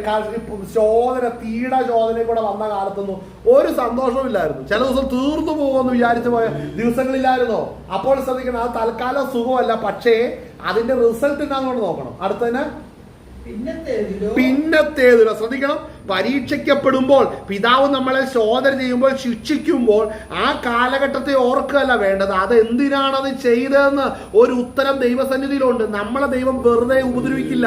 നമ്മുടെ മാതാപിതാക്കന്മാരവരെ കാര്യം കാണാതെയും അനീതിയും ന്യായമില്ലാത്ത കാര്യത്തിൽ ഉപദ്രവിക്കുന്ന പോലെ ദൈവം നമ്മളെ ഉപദ്രവിക്കുന്നവനല്ല. ദൈവം നമ്മളെ ശിക്ഷിക്കുന്നവനല്ല. ദൈവം നമ്മളുടെ ഗുണത്തിനായിട്ടാണ് ശിക്ഷിക്കുന്നത്. പിതാവ് നമ്മളെ ഗുണത്തിനായിട്ടാണ് ശിക്ഷിക്കുന്നത്. വായിച്ചേ. ഇവിടെ അതിനാൽ അഭ്യാസം. അപ്പോൾ നമ്മളെ തല്ലുന്ന മേഖലകളിൽ നിന്ന് നമുക്കൊരു വലിയ ഒരു ഡൈവേർഷൻ വന്നു, വലിയൊരു കറക്ഷൻ വന്നു. അങ്ങനെ നമ്മുടെ ജീവിതത്തിൽ അതിൽ നിന്ന് നമ്മുടെ ഏത് സ്വഭാവമാണോ ദൈവത്തിന് ഇഷ്ടപ്പെടാത്തത് ആ സ്വഭാവം നമ്മൾ മാറേണ്ടതിന് ശിക്ഷിച്ചു. നമ്മൾ ആ സ്വഭാവത്തിൽ നിന്ന് ഗുഡ് ബൈ പറഞ്ഞു കഴിഞ്ഞു കഴിയുമ്പോൾ അതിനാൽ അഭ്യാസം വന്നവർക്ക് നീതി എന്ന സമാധാന ഫലം ലഭിക്കും. ആർക്കാ സമാധാനം കിട്ടുന്നതെന്ന് അറിയാവോ? ക്രിസ്ത്യ ജീവിതം എന്ന പിതാവിന്റെ സ്വർഗീയ ആത്മാവിന്റെ പിതാവിന്റെ കൈക്കീഴിൽ ശിക്ഷണമേറ്റവർക്ക് ആ ക്രിസ്തീയ ജീവിതത്തിൽ സമാധാനം ഉണ്ടാകത്തുള്ളൂ. മനസ്സിലായോ? അപ്പോൾ കർത്താവ് പിടിക്കാൻ ഏൽപ്പിച്ചു കൊടുത്തോണം, കിടന്ന് ബഹളം ഉണ്ടാക്കുകയല്ല. കർത്താവ് നമ്മളെ ശിക്ഷിക്കുന്നതിന്റെ പിന്നിൽ ദൈവത്തിന് വലിയ ഒരു പദ്ധതിയുണ്ട്.